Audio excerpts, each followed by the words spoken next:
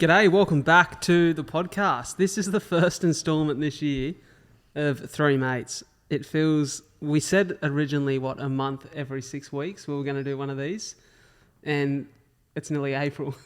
It's probably nearly been 6 months, I reckon.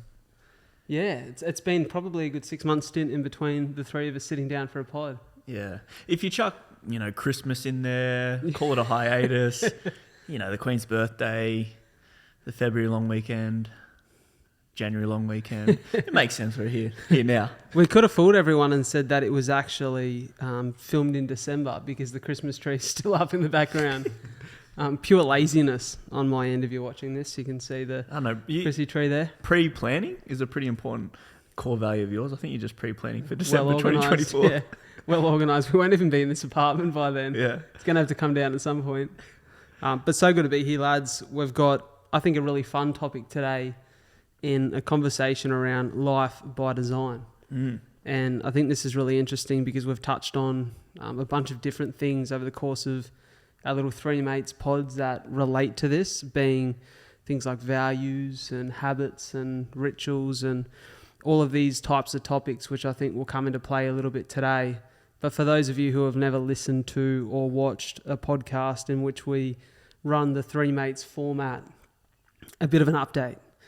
We sit down, we pick a topic amongst the three of us that feels relevant or important or valuable to discuss at this point in our lives. And we all have to do a bit of homework that's relative to that. So we set the task for the week. We all go away, we do the work, we come back, we discuss. And as mentioned, today's topic is life by design. So, Phoons, I think you kind of solidified the homework at end of week. Do you want to give us a rundown? I can't even really remember how it come up in conversation when we were talking about it.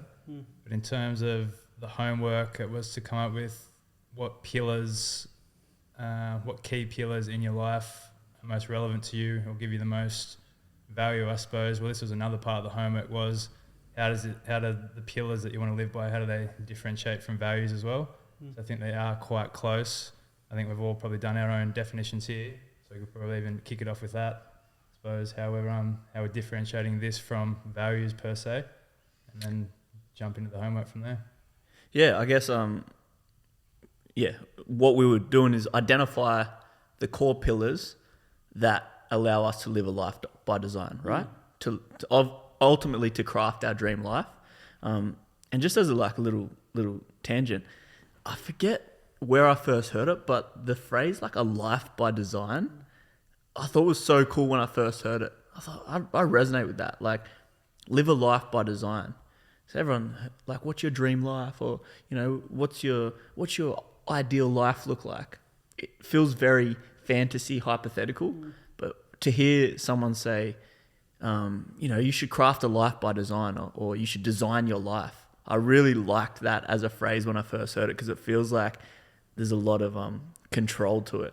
You're like, oh, I can create anything I want here. I get to design this thing. And I think the more we look at our life as a canvas that's blank, that we have the ability to craft, to design, and ultimately, when it's all said and done, to look back on it and be like, damn, what did I create out of that thing? Was a really cool concept to kind of lean on when looking at the lives that we live and the lives that we want to live.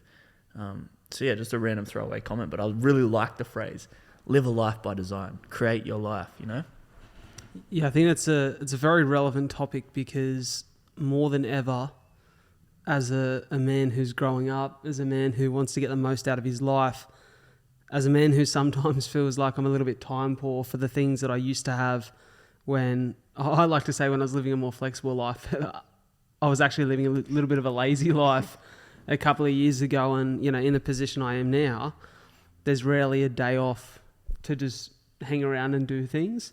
And so that concept of actually designing my days to fit in all the things that are important and the things that I value holds more weight than ever. And, I remember having a conversation with Josh Hares, mate of mine and guest of the podcast last year, who spoke about this concept of the ideal day, as opposed to this idea of a dream life. Like you said, it feels quite vague and almost wrapped in fantasy, and actually quite unrealistic, because I think for most people, if you consider this idea of a dream life, you somehow weave the idea in there that you're going to be sitting on a beach somewhere in Europe, sipping margaritas and like doing fuck all with your time. But when you actually think about the time that you spend away on holidays, usually after 2 or 3 weeks, you're pretty keen to get back into some sort of routine or consistency.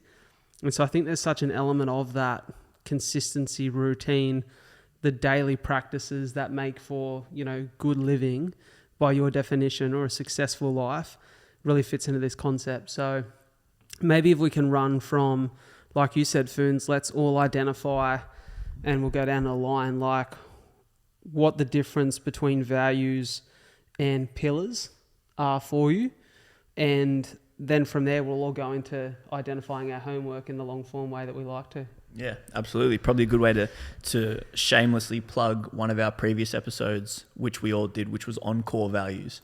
So I think it's almost felt like a bit of a like a series or like I guess a series of episodes that led us to this point where we did things around limiting beliefs, core values. These are for listeners who haven't been, I guess, familiar with the Three Mates format.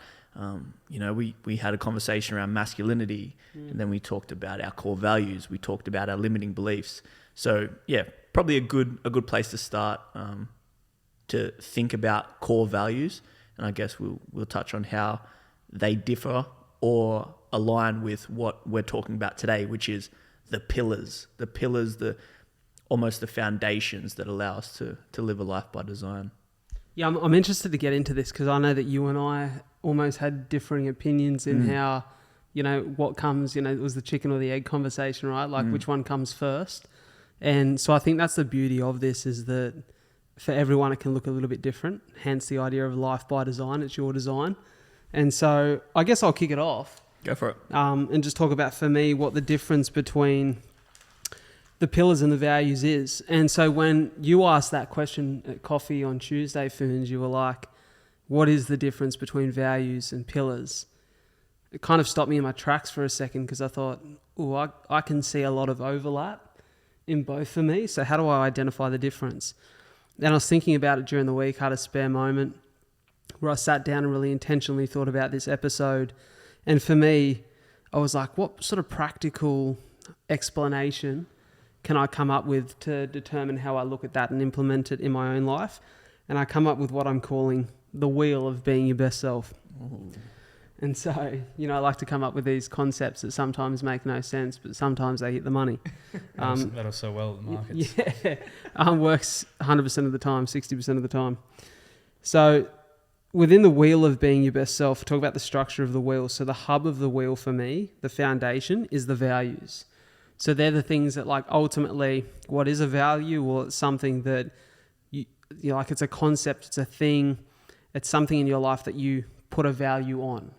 Like, it's the foundation of who you are and your being. And it's like, for me, those values, we discussed them in that episode, but they're things like health, family, and relationships.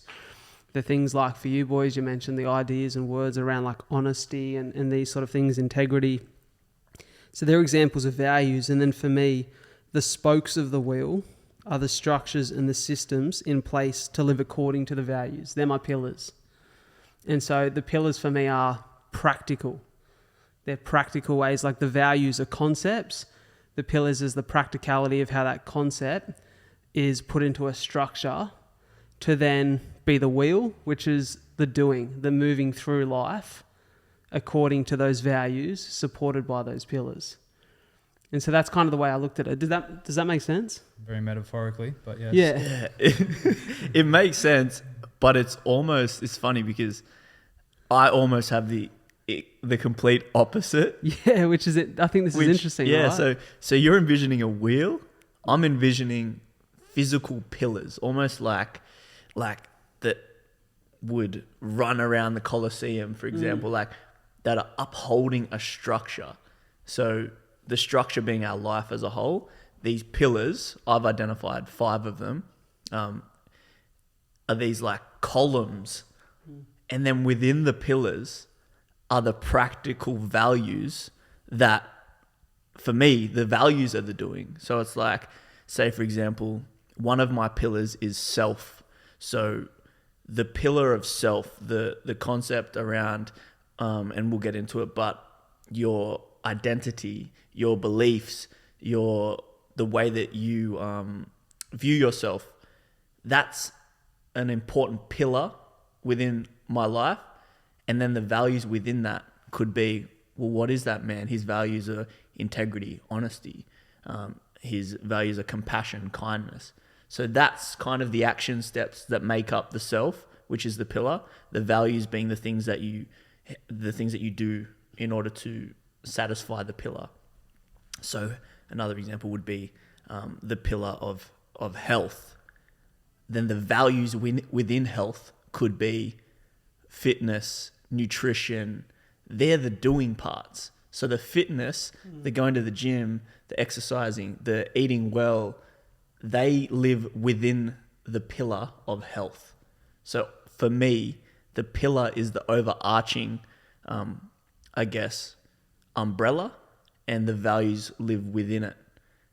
That's just the way I saw it. And you almost see it the other way, which is the pillars are the spokes of the wheel, which are the doing. Yeah, to keep the value. For me, alive. it's the way I see it is, if I say, let's use the same example, I value health, which is one of my values, arguably one of the most important, it should be for everyone. It's like, I value this thing. It's important to me. Now, what's the pillar, i.e. the structure that I'm going to put in place to make sure that I'm living according to that value? And that's, waking up at an appropriate time so I can do exercise in the morning.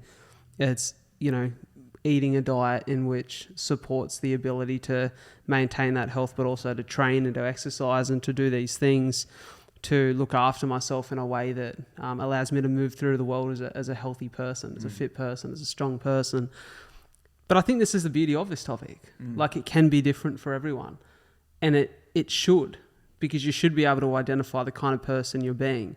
And when I say that, I mean there's probably a few things that I'd like to think everyone would consider a value and a pillar, health being one of them, because it's one of those things. It's almost the most central of the pillars that without it, life crumbles. What do you got? Yeah, health. As I think I heard Stephen Bartlett say once that, you can take money from me, you can take a person out of my life, you can take a business from me, and all of these things will hurt, and there'll be an element of grief or loss that comes with that, and a struggle and a pain.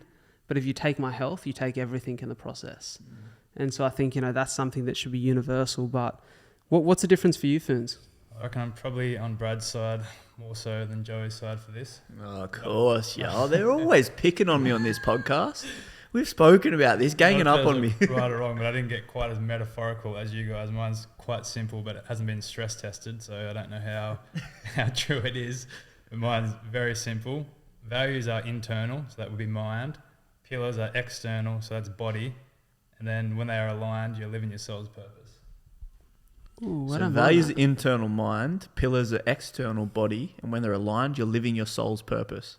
That sounds way more profound than the wishy-washy definition of Colosseum and wheels. Pillars and wheels. And yeah. I actually really like that. You saying that, for me, just resonated. Yeah, I was laying in bed before I was going to bed, kind of like just loosely thinking about this. What's the difference between pillars and values? And that was the first thing that kind of like, I didn't really think it just kind of popped into my head. Then I wrote it down, and then I was like, I don't know how true it is, but it made sense at the time. I always wonder, so in saying what we've all said, I think sometimes the opposite can coexist as well.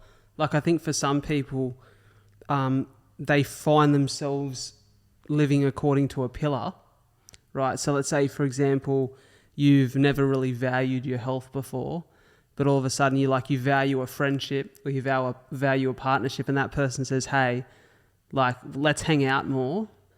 And the way we're going to do that is we're going to go to the gym together of a morning, or you're going to start coming to the run club to be social with me and hang out. But also it's great for your fitness. And you're like, I don't really care about the health, but I care about that relationship. So now I'm going to go and partake in the exercise 2 mornings, 3 mornings a week. And so you're existing in this pillar, or however you define it. And then all of a sudden you're like, I'm feeling better. I've lost a bit of weight. I've got more energy. Starting to feel like my lungs are clear. My body feels strong. hold on, I'm starting to value this health thing. So I don't think that one has to be upstream or downstream from the other. I think for me, the most practical way is I value that. I'm going to create a structure to live according to it. But I think for some people, it's, I'm going to create some structure and then figure out what I value. And I don't think there's anything wrong with that either. Absolutely not. I think it's like what we're looking at here is the intentionality around creating a life by design. So almost self-auditing and going, what matters to us, what works for us, what doesn't. And I think what you're describing is maybe something which we have experienced to get ourselves to this place, which is, oh damn, remember when that person influenced me to do this thing and then it worked out for me? Oh, that is important to me. Wow, maybe that is a value of mine, or maybe that is a pillar of mine. So yeah, experiences can definitely shed some light on what does and doesn't work for you, what may or may not become a value or a pillar for you. But I like the idea of what we're doing here is get intentional. Don't stumble across it. Ask yourself, self-test it, objectively look at it and go, where does it stack up in my life? And is it important enough to become what I was consider a pillar, a foundation, or what you guys are considering a value, which is also a foundation? So yeah, like, do we need to kind of, I guess from that we're establishing the fact that values and pillars are overlapping. Yeah. They are pretty closely related. But at the end of the day, these are core aspects of our lives that we are not necessarily willing to compromise on or to try to satisfy to the best of our ability. And if we do, it will show us a life which is closely to the one that we are trying to design. That's basically what we've got to, right? 100%. I think we're on the same page. Yeah. Who would like to kick it off? I will, happily. So, Needs to make redemption from his poor definition before. We'll give him a chance. old Socrates over here. So as I mentioned before, I identified 5 pillars, and I'm not sure if I should start calling them values to satisfy your guys' definition, but for the all intents and purposes, I'll call my pillars. They're the foundational, I guess, pillars of what I'm trying to create here. So it would have felt weird to have 3 pillars. I don't know why, but I feel like a full life for me has at least 4 pillars. And then I do touch on a 5th pillar here, which is something which initially part of me didn't want to add in, but then I realized, no, this is a super important aspect, but we'll get there. So if I'm looking at a life by design, a core pillar for me is health. We just touched on it. But it was funny when you were speaking, Brad, like everyone should value health, right? Without health, we have nothing. Literally without health, we're dead. But what standard of health are we allowing for ourselves? Because I'd argue that not everyone can value health, but not everyone values health at the same standard. They're happy to live in their bodies at a certain capacity, and that's fine for them. I think I'd argue all 3 of us have a certain, maybe a higher standard of health for ourselves, which is we don't want to just like live in average health. We want to live in abundant health, in better than average health, optimized health. So health and having, I guess, a high level and high value on my health, being that physical, mental, spiritual, and emotional. So health is all encompassing. What's the difference between spiritual and emotional? So emotional would obviously like relate to our feelings. So having an understanding of how our emotions are operating, how we're feeling. It's kind of funny, but children will do exercises as they're developing. How do you feel? At start, it's very hard to articulate because the kid might be throwing a tantrum and breaking stuff, but he's not angry. Well, how do you feel? He feels frustrated. All right, well, what's that frustration? Or the frustration's actually sadness because he wasn't, no one was listening to him, So as you get an understanding of your emotional landscape, and I've spoken about this on other podcasts, this, I guess, moment in my early 20s, and I'd observe the women in my life and go, wow, they have just way more emotions than I have. As this man, teenager into young adulthood, I was like, I have like a limited depth of emotion, and my emotional space was happy, frustrated, it was happy, horny, hungry, or frustrated. It didn't really go outside of that. But then I'd look at my sisters or my mum or my partners, and partner, not multiple partners at the time, my partner, and go, wow, they feel so much more than me.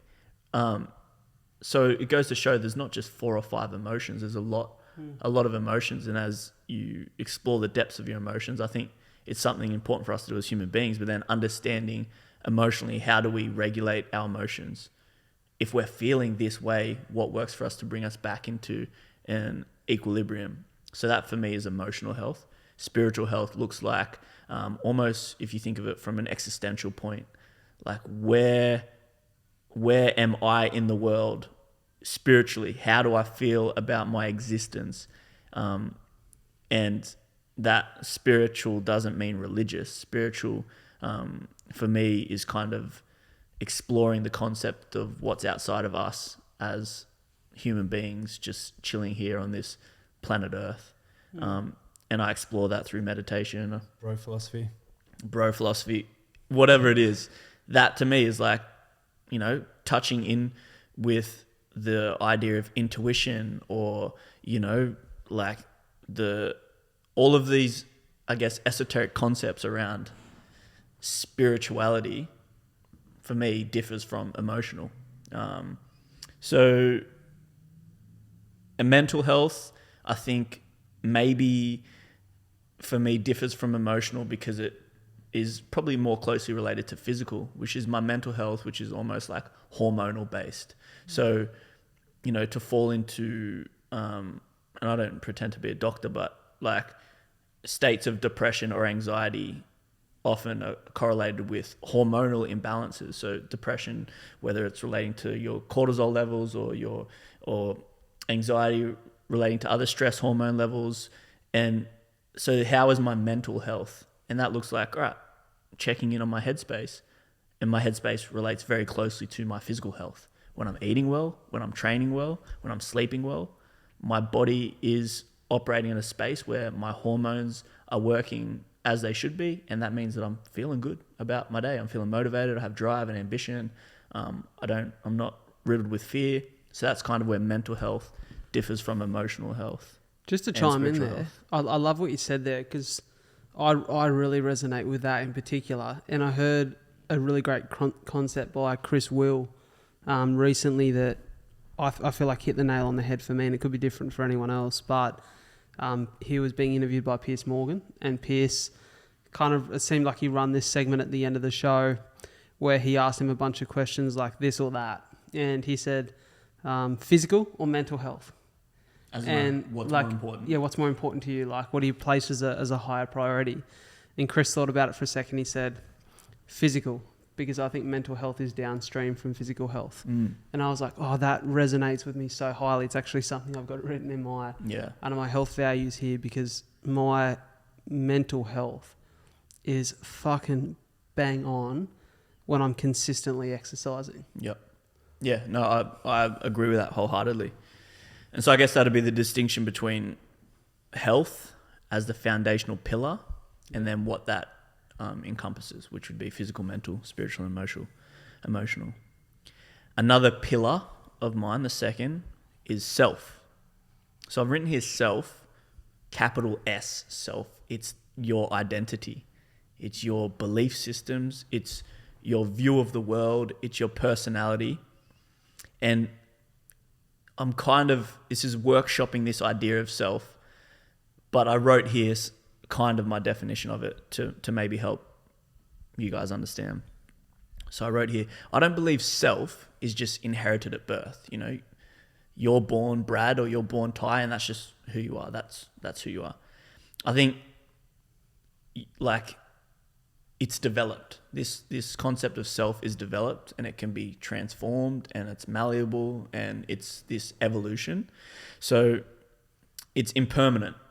The conscious awareness of how we move through the world, how our beliefs create our habits, behaviors, and patterns, which then create the outcomes of our lives, is crucial in creating a life by design. So the ability to step outside of ourselves, objectively view ourselves, is crucial in developing an image of self that is conducive to the life of our dreams. So when I think about self as a core pillar, it is just that. How do I view myself? How is my ability to identify my beliefs, my patterns, my behaviors objectively, and check in on that and say, all right, so here's how I'm navigating the world. Is it conducive to a life by design? I think that's a super important thing, because I guess it could just be like broken down into like, what's your relationship with yourself?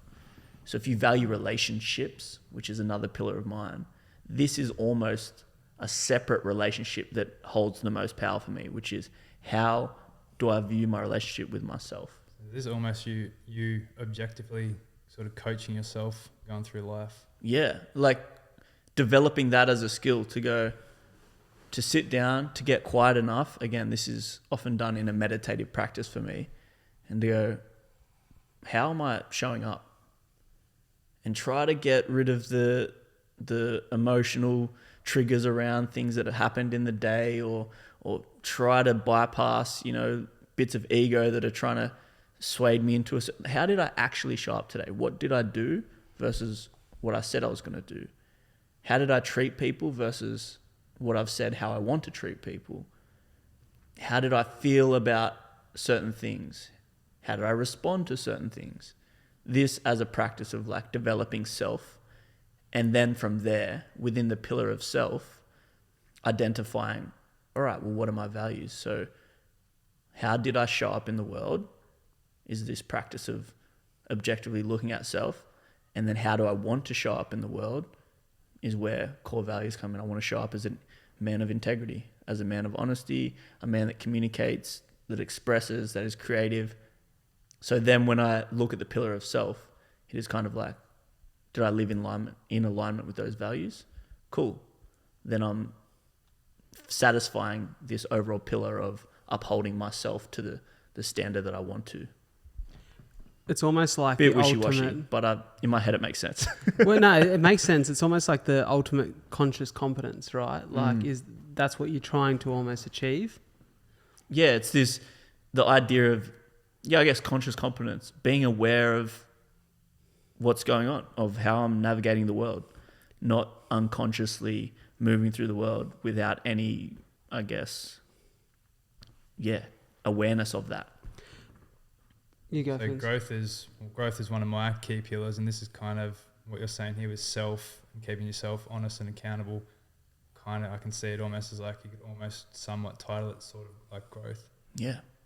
I mean, again, a lot of overlaps there, because self, for me, as the umbrella, includes in it things like self-awareness, growth, like these are all closely related for me. So I feel like because you're first cab off the rank, there's always a lot of deliberation and conversation that unfolds and almost helps me solidify my definitions as I'm going through, like the stuff that I'm thinking about that I know will apply to what I'm going to say later.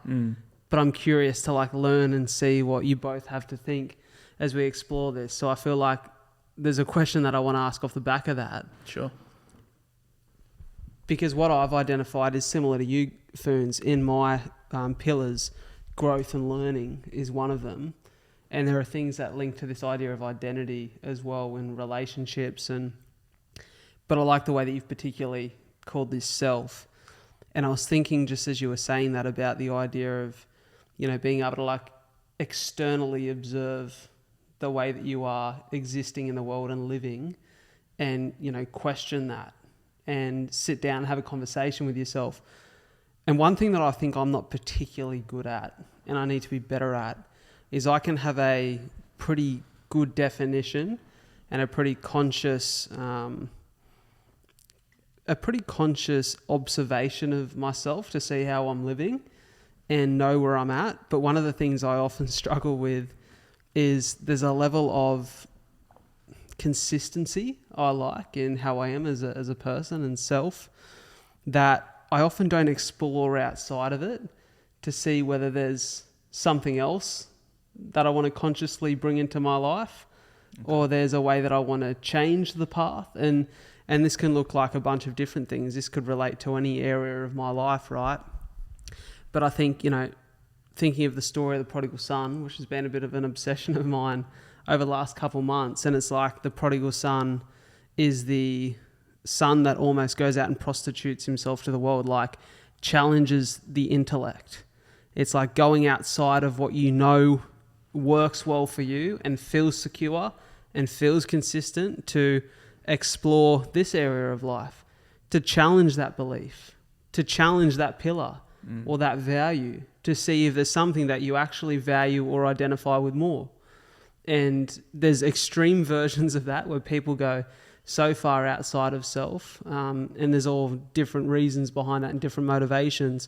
But for me, it can even be simple things like, do I really value that security in my life? Like, do I value, and I've done it the last couple of years, do I value having the consistency of income? Or do I value the challenge of trying to create consistency of income in this unusual way? Right, okay. And so it's things like that that sometimes I think I struggle with that. And I wonder if there's a part of you that I feel like you're quite, one of the things that I love about you as a mate and often inspires me is your ability to get comfortable with this uncomfortable, like this self-exploration. Like, do you identify that self-exploration as a part of this conversation of self? Absolutely. And I think almost in a nutshell, this is what the pillar's about, self-exploration.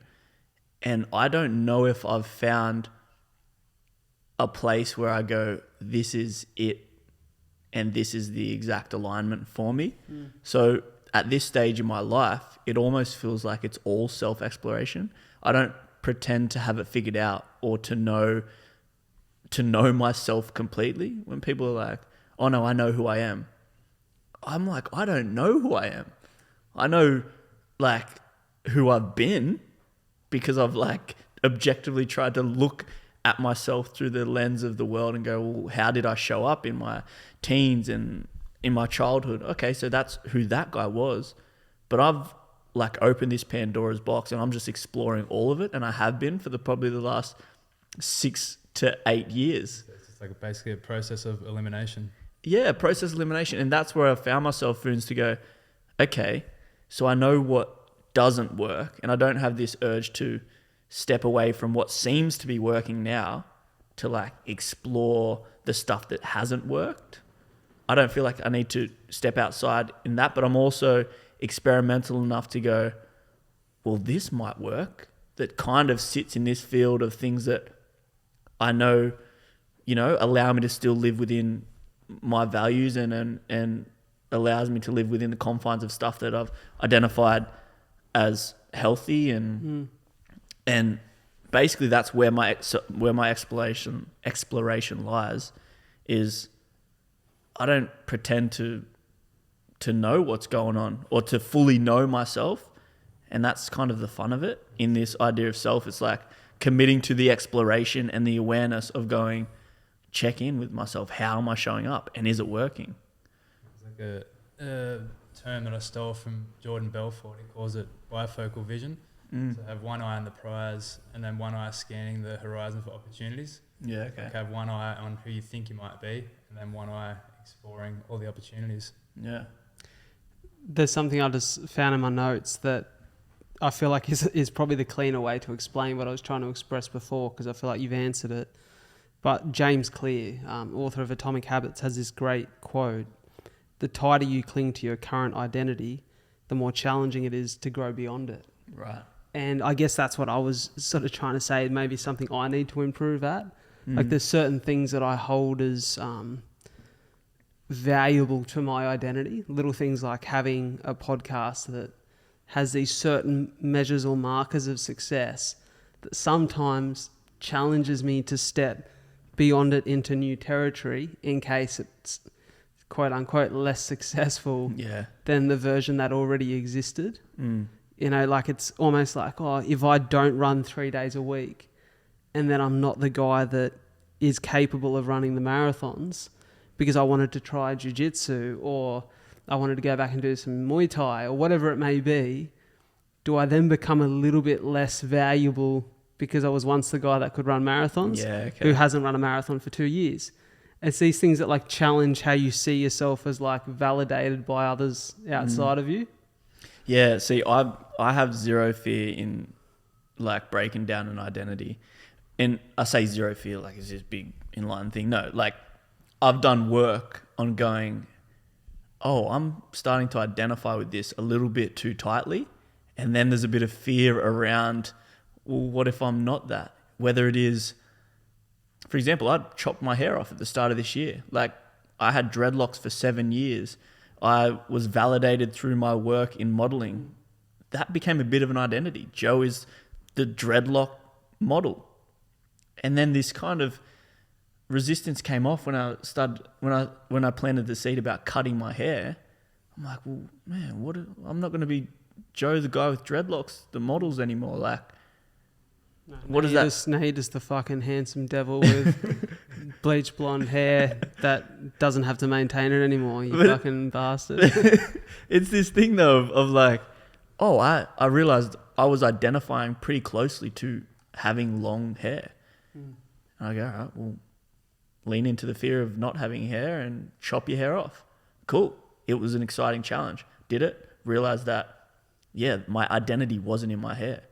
It was starting to become that, or whatever it might be. Even when I left my job, I was in I finished uni and I was working in a creative agency as a marketer, and then I left my job to embark on video production and videography. But even now, I've developed 10 plus years as a videographer, but I always like challenge that identity. It's like, I'm not a videographer. I've done jiu-jitsu for 3.5 years now. I'm not like, Joe's identity isn't in jiu-jitsu, and it's not in myself as a cinematographer. And that's what I kind of always make sure I don't get too closely attached to an identity, because that can get taken away, and then what are you? You know, you're a bit lost. That's such a healthy mindset. And you see with people that retire from professional sports, and then when they don't have that sport as their identity anymore, they've basically got nothing. And that's what I think. You got to develop your character. That's what you've got. You can develop your character and have a confidence in yourself. Again, coming back to why this is maybe such an important pillar to me, because with that, I guess, understanding of yourself, and I could understand that I haven't got it figured out. That alone gives me more comfort than going, oh no, I want to identify as the muscly guy. But then if the muscles get taken away, you don't know where you're at. It's very like, feels like it's out of your control. That mindset almost takes your ego out of it, because if you're like, I don't know who I am, then you can't really have an ego about who you think you might be. You've kind of almost accepted defeat, well, not accepted defeat, but you're willing to start from the bottom. Whereas if you're fighting for an identity, you're going to be at some higher level and you're trying to fight for a position. I think almost like surrendering and then starting from scratch is like a healthy mindset. You're like, well, I'm here, and then I'll figure out where I'm going. Yeah. And really that's kind of what I try to do, and it works for me. It makes me feel comfortable with how I guess I navigate the world. And it's kind of ever curious, because there was a point in my life at probably like 17, 18 years old where I'm like, I've got this shit figured out. Like I know who I am, and I know how this works. And then, you know, your first heartbreak and breakup, or your first time you were betrayed by someone, and your whole world gets flipped, and because you thought you had it figured out, and then you realize you don't, and then you realize you never had it figured out. And so if I just follow that trajectory and I speak to people older than me, And there's a friend of mine at the gym, Ray, and I have chats to him when we probably should be working out. He's probably in his early 70s, and I have chats to him about this exactly, and go, "You're 70 now." He's like, "I haven't got it figured out." So I'm like, "Oh no, when I'm 50, maybe I'll have it figured out when I'm 50." I don't think we'll ever have it figured out. And as long as we understand that we don't have it figured out, but continue to explore ourselves at every stage of our lives as we uncover new evolutions of ourselves, then that to me is the game. Just being like, let me try to understand myself to the best of my ability, but understanding that I'm still you're chasing a moving goalpost, so to speak. James O'Connor said this to me last week. He said, "I don't think you're ever truly lost. Like, we're always in this like space of exploration and figuring out who we are right now. Who we're going to be tomorrow may be different. Like, what resonates now doesn't always resonate." And he said something to me right at the end as like a bit of a sign off. He said, "Feel it, live it, you already are it." And I was like, I like that, because it's this idea of you can always have your eyes on this destination that like when I'm there, I'll have myself figured out. Just like, but by the time you get there, stuff's changed, and so I like this, not clinging too tightly to anything, but always being open to exploring it. Yeah. So that's kind of self for me. Thanks for letting me dive into that too, boys. That was fun. That was fun. The next pillar, relationships. I think they are core to and like paramount to me living a life by design. Relationships. I'm not a kind of guy that wants to thrive in isolation. I want to have rich relationships that are open, that are honest, that are abundant, be that with my family, be that with my friends, be that with my partner. These are important aspects for me to live a life by design. I need to cultivate really rich relationships. And that doesn't mean there have to be lots of them. To be honest, I feel like, and we've spoken about this possibly on other podcasts, this idea of an inner circle. When I did the 10-day silent retreat, the Vipassana, this idea of an inner circle popped up, which were who are the people that actually matter?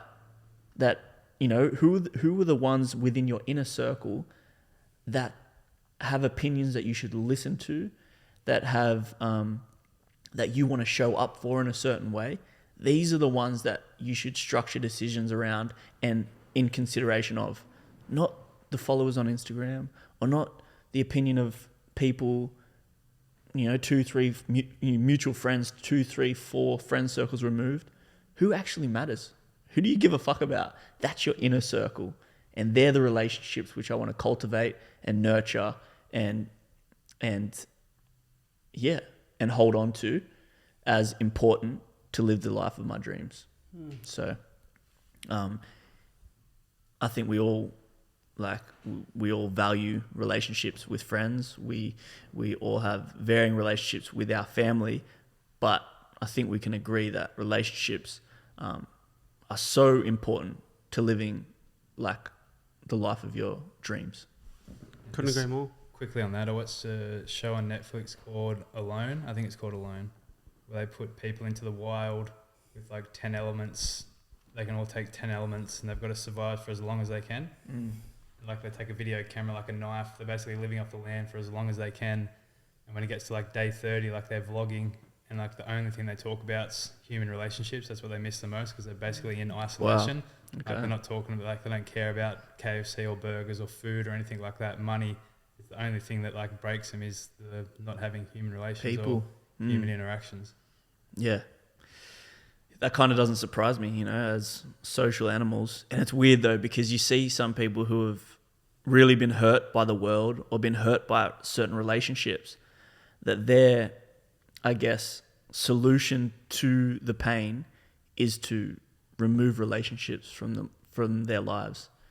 And it's super sad to see people who are just like, fuck it, I'm a lone soldier, that person hurt me, that person didn't show up for me, whatever it might be, whatever wounds they have, and they retract into this life of solitude.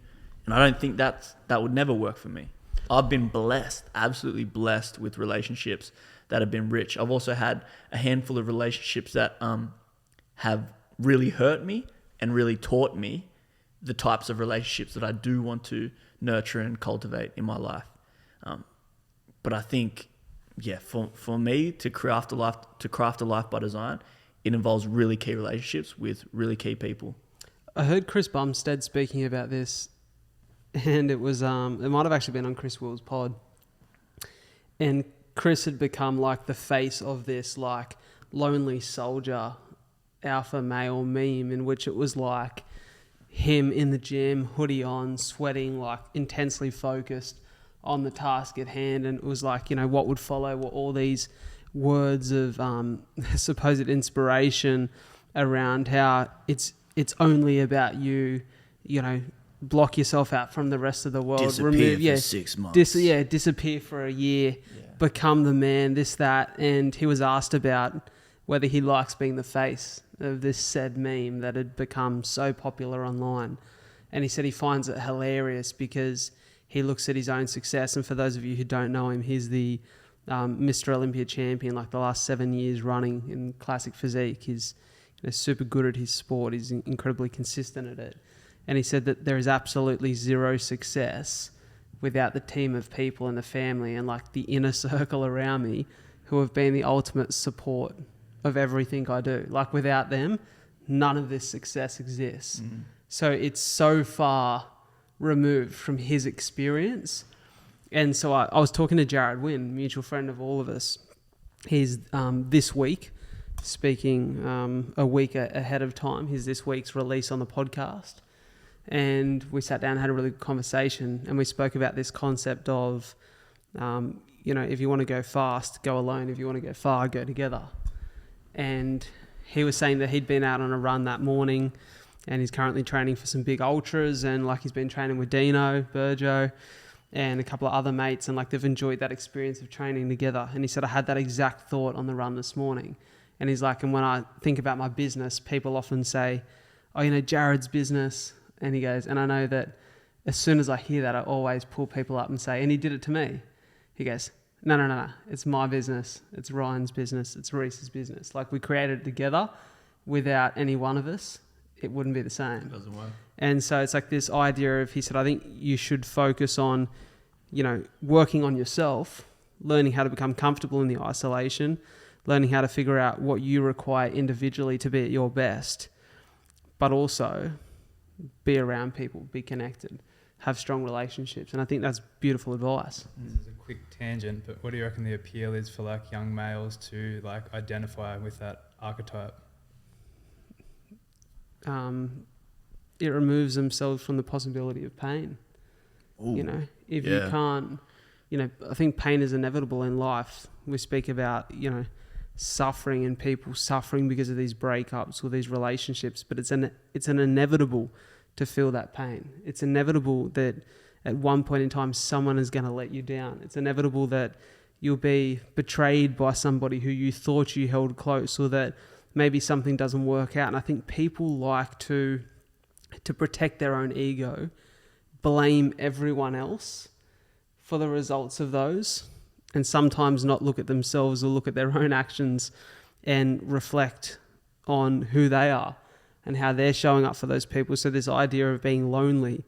And I've known a few people in my life over the course of years that, people that I went to school with, and it's like one person that comes to mind in particular, but there's always these conversations or things put out about how, I haven't seen this person for a long time, but it's like, about like, oh, I'm just going to do this solo because fuck other people, and no one's ever trustworthy and nobody's ever loyal and this and that. And I'm like, yeah, but like you have to sometimes look at your own actions. Why are people always like that? Why are you hanging around those kind of people? Because, I know I'm fortunate, but I know that like I've got good people in my life because I work hard to cultivate those relationships, and we're honest, and I can pull myself up when I'm not being the best mate or the best partner. And like, I think that to answer your question, Phoons, a lot of people like to protect their own ego, and the idea of isolation was impossible to get hurt if you don't have to rely on anyone. Yeah. I think like the appeal for like a young man to go into a metaphorical chamber you can kind of cut yourself off from emotions and you're working on a goal. I feel that gives a lot of men purpose, but it's only temporary. Yeah. I think I agree with both of you wholeheartedly. The sentiment around that subculture of, young men go into your chamber on your mission, separate yourselves from everything and come out transformed, has this chip on the shoulder undertone, oftentimes, of who are you coming out to impress. Once you've gone from boy to man, or once you've gone from fat to jacked, or whatever it might be, it's and show her what she missed out on, or prove to him that you weren't weak, whether it's your dad or the bullies at school. It's speaking to a section of, I think, hurt men or hurt boys. Driven from insecurities and not purpose. Yeah, driven from that place of that chip on the shoulder, like, come out and prove them wrong. And them being the ones that hurt you, and they can't hurt you if you isolate yourself and devote yourself to a certain mission. I think mission, we'll get to it here, mission is a pillar of mine. Mission is important. Self is a pillar of mine. That's isolated, looking internally, by myself, with myself, exploring myself. But there's also relationships in there.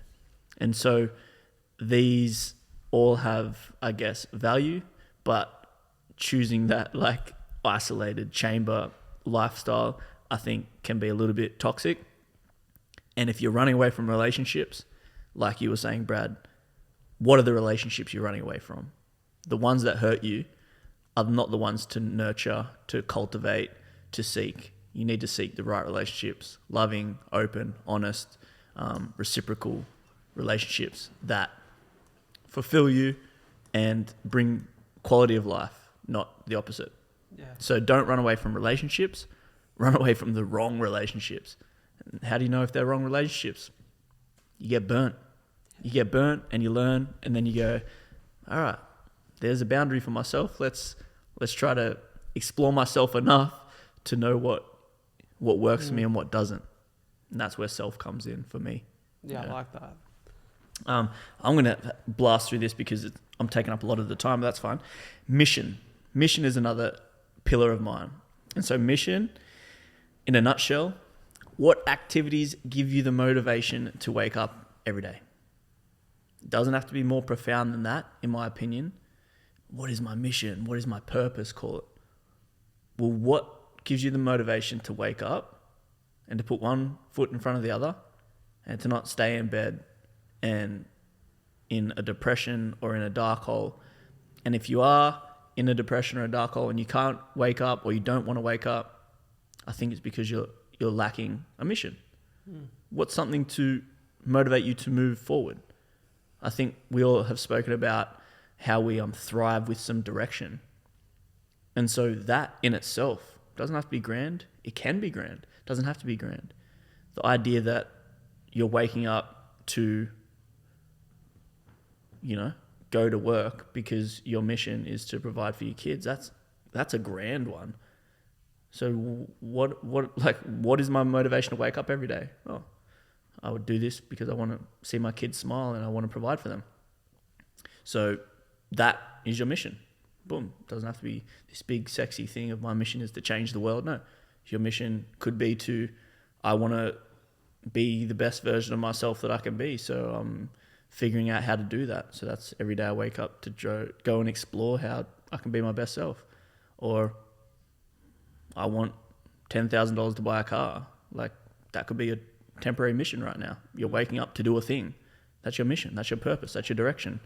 Just, you can utilize that. In a superficial level, I feel like mission's important. Having something to move you forward, a direction to head in. Without direction, it's all a bit swirly, for me anyway. So, yeah. So I wrote here, direction is crucial for us as men and human beings in general. The things that you are working towards are your mission, plain and simple. What are you working towards? You trying to get the girl? Guess that's your mission right now. Is it a good mission? Only you know. You trying to cure cancer? That's your mission right now. Is it a good mission? Only you know internally whether it's the right mission or not for you. So what are you working towards? I like the word mission. That's a sexy way of describing it too. I think that will resonate with a lot of dudes in particular. Right. Like I've used the word purpose in mine, and purpose, we've spoken about it before, can to some people be a little bit fugazi or, you know, a little bit, it sounds almost a bit hippie or like yogi, you know, where I think that word mission is something that I definitely resonate with it. Going on a mission with the boys. Yeah. What's your mission? And then the fifth and final one that kind of you initially think, no, you can't put that in as like a foundational pillar of life, is wealth, you know, money, utilizing it as a tool to facilitate a life by design. Let's not get it twisted. We need to have an abundance of this resource that makes our world run, which is money. So wealth is an important aspect that I have to consider when I'm designing my life, because it is something that will facilitate me to be able to have options, for me to have abundance, for me to be able to give back, for me to be able to be generous with my resources, with my time. When I have access to money and wealth, I can then do those things which are conducive to me living a life by design. So wealth in the form of different streams of income, not just paid income through my service. And that's things that I consider now. All right, well, looking at stocks, looking at crypto, looking at passive income in other areas, real estate, whatever it might be. That's a pillar that I have to consider in this overarching, picture, which is my life, which I'm trying to design. Love it. Thank you. 5 pillars, beautifully described. And I love that, like I said, first cab off the rank, there's always a little bit of, you know, to and fro between all of us. I think it helps provide some clarity for the rest of the app. Do you want to go, Phoons? I'll go next. Well, I'll come up with 6 pillars: work, growth, relationships, health, wealth, and play. So one more time. Work, growth, relationships, health, wealth, and play. I like it. So my first one being work, I think this will tie in closely to what you called mission, something very similar. So I just wrote, like, as a modern male, I believe it's our duty to acquire and provide financial stability for a family. So like through evolution, our mission would have been to obviously hunt and provide that way. Because I feel as though in the economy we live in now, I feel my purpose as a man, if I want to start a family, I have to have some sort of financial stability that you touched on. So that's going to have to come through some form of work being a big pillar for me. Well, at the moment, I've touched with the boys. I'm in the process at the moment of potentially pivoting my business. But when I started Gune, my alcohol company, I honestly thought alcohol would almost be the death of me. Like I couldn't see a day where I didn't go. Alcohol wasn't a big part of my life. I'm at the point now where it's not. If I'd done this exercise 6 years ago, probably alcohol would have been a pillar for me. I was like, well, if this thing's going to kill me, I might as well make money from it. And it was almost my identity was kind of tied to it in a way. Whereas I'm at the point now thinking of doing a pivot. And then even if I turn away from Gune, I think I'm at the point now where my ego is not attached to it anymore. As you touched on, my identity. I think if it doesn't work out, it's not going to crush me. It doesn't. Yeah. Whereas when I thought about it a while ago, it would have crushed me a couple of years ago. So I was very tied to it personally. Whereas now I think I can almost let go, and whatever the next thing is. I think for me to function well as a human, I need to be getting out of bed and working on something that brings me purpose. And for the last 3 or 4 years, I was very passionate about alcohol, but I'm just not as passionate about it anymore. It's not a core pillar of my life. So you're in a bit of a transition stage to find what that next purpose, direction, mission is. Yeah, exactly that. And I think your kind of mindset when you're talking about self being almost kind of throw everything out and start from scratch. Figure it out as you go. It's easy to not be attached or tied to something when you have nothing. Just literally throw it out and start again. And then just objectively, as you test and taste and consider different options, how does it feel for me? Like, how does this sit with me? Cool, let's lean into that. Then you're on another mission. So yeah, I've come up with like a plan B of what I think it could be, but it's not at a prototype phase to run past your boys yet. Okay. But when I get there, I will. I'm excited for this because it's... Well, what it is, it ties into my next 2 pillars. Like it's got something to do with that. Well, So cryptic. I know. I love this because it's, you know, it's been interesting as 3 mates, no pun intended. We've every week, almost religiously for the last couple of years, sat down and had coffees after a run, and we often talk about how each of us has had this mission that we've identified in our life, and you know, we've been at times entrepreneurs, for me at times an employee, and you know, we've been trying to build these things from the ground up. And there's something that I've really appreciated about it is that as 3 guys who are all in different fields and trying to achieve different things, we've all been able to support each other in that process and in that journey. And so it gets me excited to hear that like eventually you're going to pitch something to us and it's going to be a little bit different. And, you know, we've been having this conversation about recognizing when it's time to pivot and how that's a fucking challenge in itself, because you get attached to the idea of something and like the process that, you know, the journey you've been on. So I'm excited for that. I think Goonay was a massive mountain for me, and it was always like a big challenge. So every day I got out of bed, it was kind of fun. I'm at the point now where, yeah, as I said, alcohol is not a pivotal part of my life anymore, which is for the better. So I'm mulling over a few different ideas. Can I ask you a quick question on that? And I don't even know if you've got an answer to this yet, but talk about the concept of like a mountain as like a challenge, and you know, you're climbing. It's this idea of climbing up something and trying to reach the peak is the pinnacle of success or achievement. But we don't often think about like moving towards, you know, you think about the journey of the mountain, probably stumbling through this a little bit here, but like you're climbing up to reach the peak. But we don't often think about like moving towards this place where you're at your best self. And sometimes like you're walking up a mountain, but you're walking further away from where you want to be, the direction you want to go. Like, do you feel like, are you identifying, and I could be completely off here, but are you identifying that almost the journey of Goonay, if you continue to go down it, yes, you're climbing up this mountain to create and achieve something monumental, but it's further away from where you want to be? Well, I don't have to drink the product to be successful. Like, I don't have to be in terms of that. Like, all the people that run successful alcohol businesses aren't alcoholics. Yeah. But it just doesn't invigorate me like it used to. And then since that sparks, well, definitely hasn't gone out, but it's lessened a little bit. It's kind of broadened my horizons to potentially more opportunities, which I think you touched on something similar before, saying being attached, or whatever that James Clear quote was, like when you're so attached to something, you can't see other options. Yeah. It's hard to grow beyond it. Yeah. So now it's like, just been thinking about it in a different light or from a different angle, and I was like, I'm 31, I can literally do whatever I want. And that's the part, man. That's the part that fucking lights me up. Like, for whatever reason, we don't think that's the case. We can design this shit however we want. And we're 31, living in Australia with supportive friends and a network of like opportunity that's endless. Do whatever the fuck we want. It's not easy. It's not clear cut.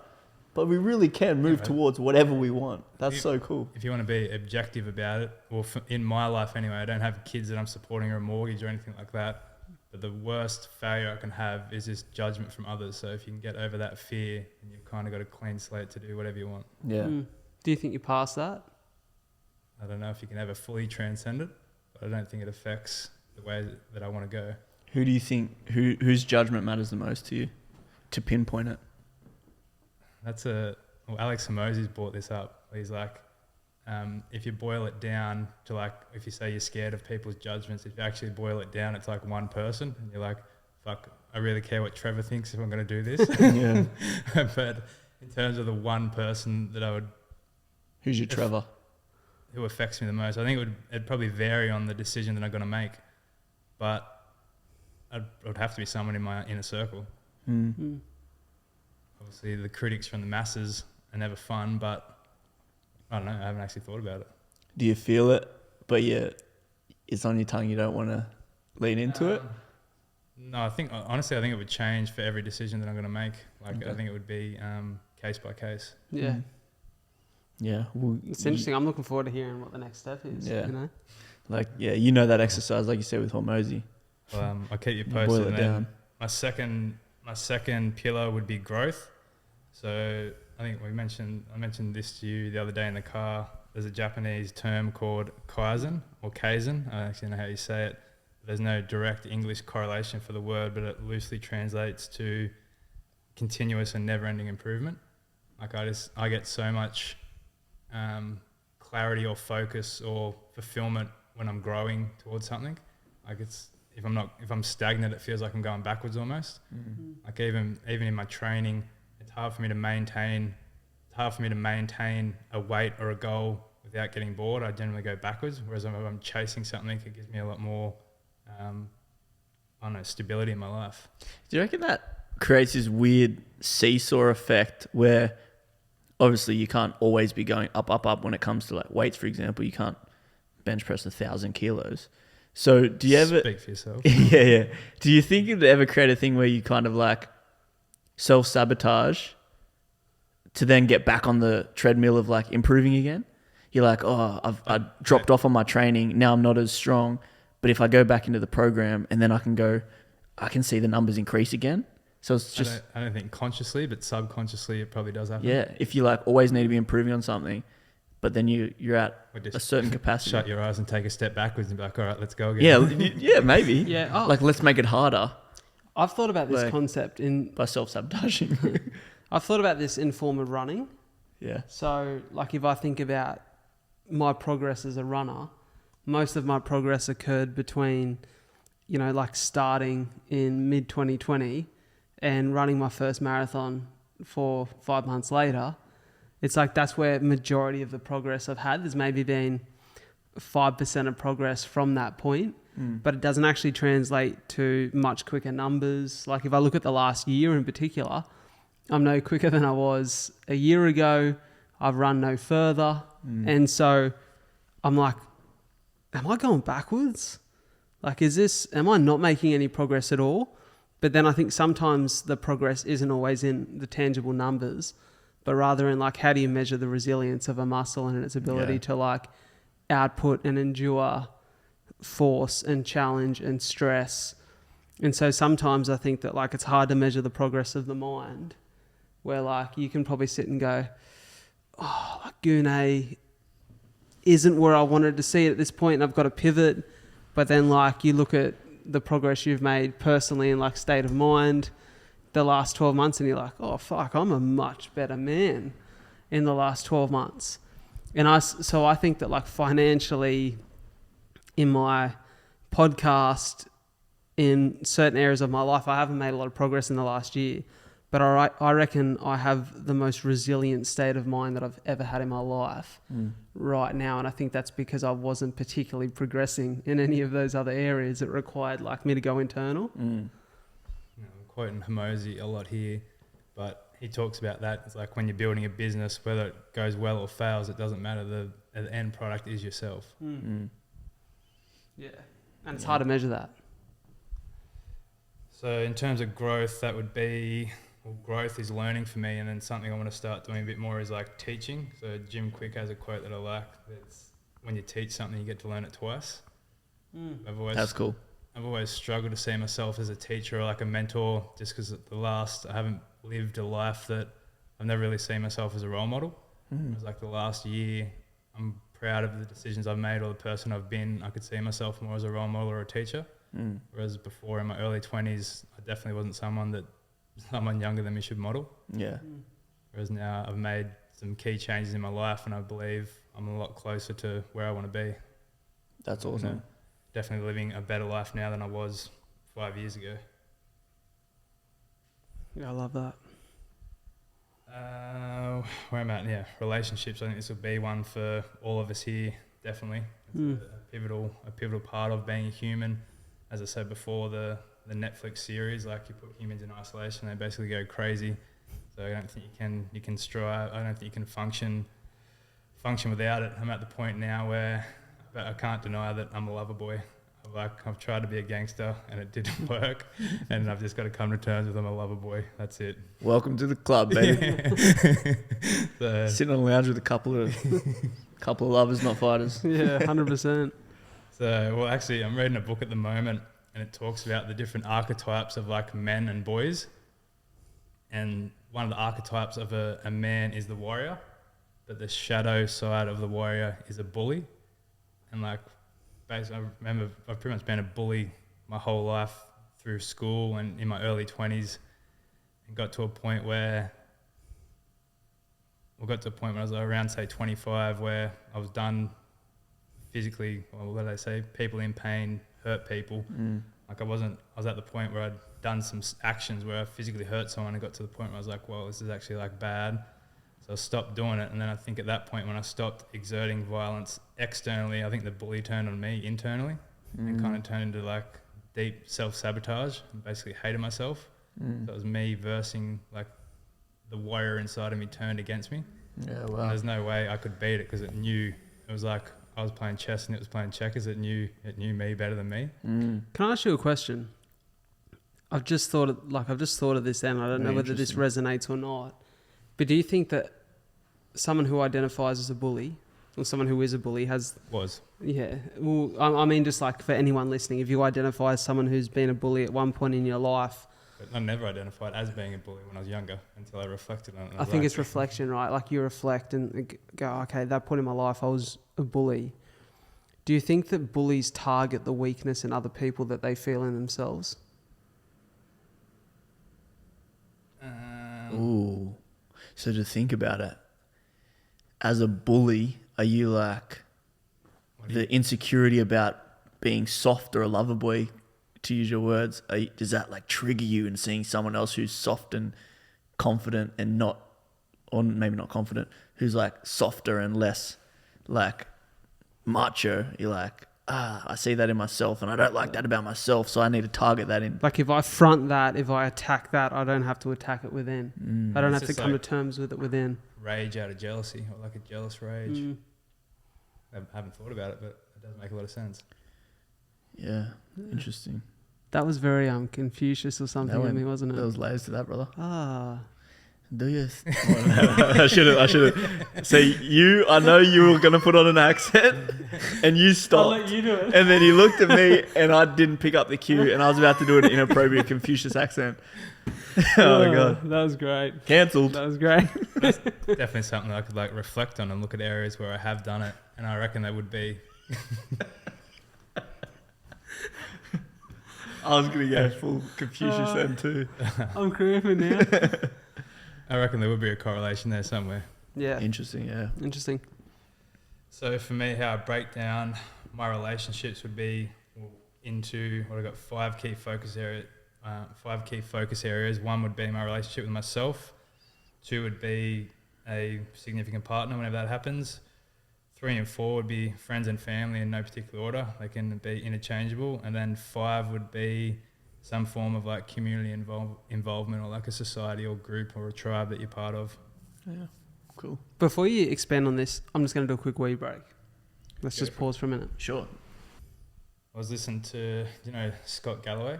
Yep. So I was listening to a short YouTube clip on him, and I think it was Chris Will asked him what's like advice you would give to people in their young 20s, and he basically said the same advice he'd give to anyone in their 20s or 30s would be to put yourself into as many new environments as you can and form as many relationships as you can. Wow. So it feels like the last, whatever period it was where the bully kind of turned on me, I think I kind of self-isolated myself and didn't put myself out into the world as much as I had beforehand. So that's something I want to take more responsibility for now and continue to put myself in new environments, which is the reason I'm going to Jiu-Jitsu this week.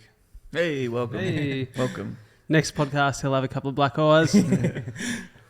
So that's for that's relationships for me. And then the last, I'd say at the moment, the first 3 were probably the 3 that take up my most time or space of mind, I guess. And then the last 3 would be health, wealth, and play. So health for me, I've always, fitness has always been a massive part of my life. It's always come super easy to me. But I think if I put health in there, if I put mental health in there as well, that's something that I've definitely had to work on in my later 20s in terms of having the bully turn on me, like all that stuff. I think definitely within health, similar to what you had, I think you have mental, emotional, like that kind of stuff is in there as well. Can I ask quickly, just for you there, because I think that you've always been pretty well dialed with physical health. And I mentioned, I think you resonated with it, Joey, like this idea of mental health being downstream from physical. Do you think from you it's as easy as going downstream, but when you talk about the bully turning on yourself, maybe mental requires more attention at times? I think I've always been physically fit, so I don't know what it's like to not be physically fit. So that's kind of where my bar is. So if you haven't been that fit or healthy, I suppose, and you get fit or healthy, you get that massive perspective change. But I've always kind of been in that realm where I've always been physically fit. So I'd hate to see where my mental health would have got to if I wasn't physically fit. I'd argue what you're asking there, Brad, is more emotional than mental. So for me, again, not right, but my understanding of it, mental health is drive, ambition, optimism, motivation.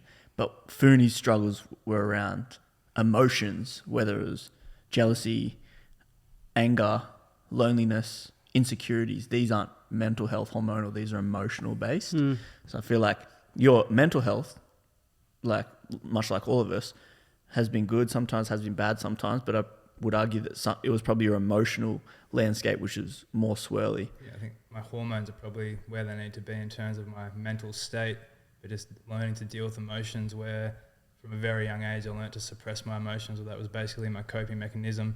And I think I suppressed them for so long, and then when they finally come out, it was like I couldn't control it. Yeah. And I like the clarification. Pretty much exactly. Wealth is a pillar for me, and pretty much the exact same as what you said. Basically my goal when I was younger, my goal was to get that rich that financial literacy didn't matter to me. I could have enough money, which is almost the same concept of like trying to out-train a bad diet. Like my goal for financial literacy was just to get that rich so that I didn't have to worry about it. When now I was like, being a lot more purposeful or focused around, or actually learning financial literacy, exactly what you said in terms of investing in stock, portfolio, that kind of stuff. And I need to start putting more effort into it, and something that I haven't done. This is maybe a question for you both, and I'm sorry to everyone listening who just wants to hear Foons get through his pillars, or Joey. Like, I just get curious because all this stuff relates to me too.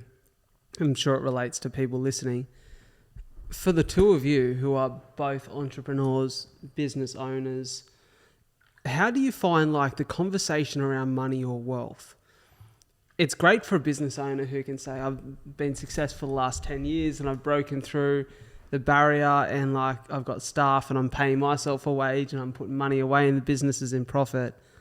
But there's a lot of people, I'd say, in similar situations to us, where it's like constant work is required. There are times where money falls a little bit behind in the pursuit of getting more work or figuring it out. Do you feel that this conversation around wealth or money, is there a sense of pressure or stress that you feel or identify with because you're in the early startup phase of business? I think I just got to a point now where I realised I've been reckless with my money for a very long time, that I need to start being a lot more purposeful with it. It's probably a simple way to put it. So is that just putting it to better use? Exactly. Yeah. I literally have, I've got a little whiteboard on my fridge you guys would have seen at my house, which I have like a monthly mantra I'll put on it. And I've left this one mantra on it for a while, which is take your money seriously. Take it seriously, because it is a tool that needs to be put to use to facilitate the life we want to live. And working hard for it and then getting emotional with it and going, oh, well, now I'm going to spend it and indulge it a little bit. It's like, take it seriously, because this is a long game that is going to require this thing. So learn a system of how that thing can be put to its best use. And I think that's the stage you're describing, Phoony. And the last couple of years for me is understanding personal finance and what this system is that I can actually utilize, instead of work super hard, have the money, but then deserve a holiday or a break. So spend that money that I have to work super hard to get again in order to afford this holiday or break again. That's not the way, I don't think. I know it's not the way. You can't get ahead like that. That's a constant reoccurring cycle that's that the never cycle. feels, that always feels a bit stressful. Yeah, I think that's the money stress a lot of people have. And so how can I diversify my streams of income? And that's the game. Let me ask one last question before I let you carry on.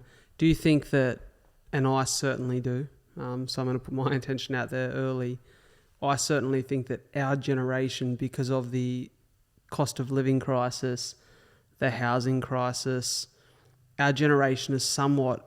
I was talking to someone we all know recently this week about this, who's a few generations ahead of us, not to throw him under the bus, but we were talking about this concept that like our generation has almost gone, we don't want to be able to buy a house, we don't want to be able to save money or have a savings or do this, we're just going to live for the moment.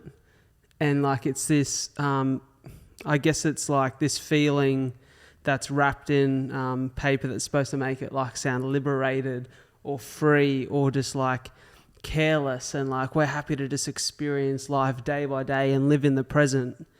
But it's almost like this acceptance of defeat, that it's too tough to get ahead in the financial climate we exist in, where I think that like it's almost a defeatist mindset. It's a limited mindset.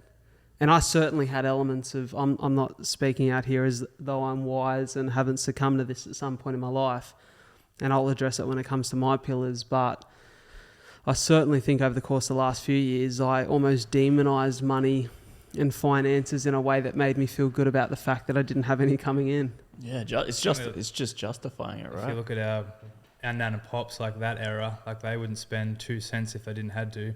And then fast forward to our era where we're somewhat living in abundance. I think there's probably a healthy balance between the two. I think you told me the story about your nan and pop. Now they're obviously a little bit older. I can't remember the exact words that they said, but basically they realised that they got old and they hadn't lived enough.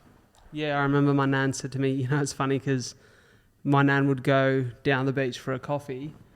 Nan and pop, like they'd go out for the day and they're like, we're going to go have a coffee down the beach and some lunch. And I'd go, where'd you get a coffee and what'd you have for lunch? And Nan would say, we took a thermos down with coffee and we took some Frankfurts. And I'm like, so you took lunch and your coffee to the beach to have it. And there's nothing wrong with that. Probably a lesson that I could learn in that and have learned over the last few years, that you can't afford to eat breakfast out 6 days a week and dinner twice a week, like that doesn't work like that. But ultimately, it's like my nan said to me, I remember she called me one afternoon, I was sitting where you are, Ferns, and she called me and we're having a chat, and she was still just living downstairs at the time, but she was just checking in, and she said to me, Brad, live your life, because we had all these plans that we were going to, we're going to travel to Scotland, and Pop was going to see where his dad grew up, and we were going to, do this and go to this place and to that place. And like now Pop can't move around so freely with his knees, and Pop's sort of like getting a little bit of onset dementia and has had a stroke in the last 5 years. And my nan's still pretty able-bodied, has her niggles, her aches and pains here and there, as any older person does.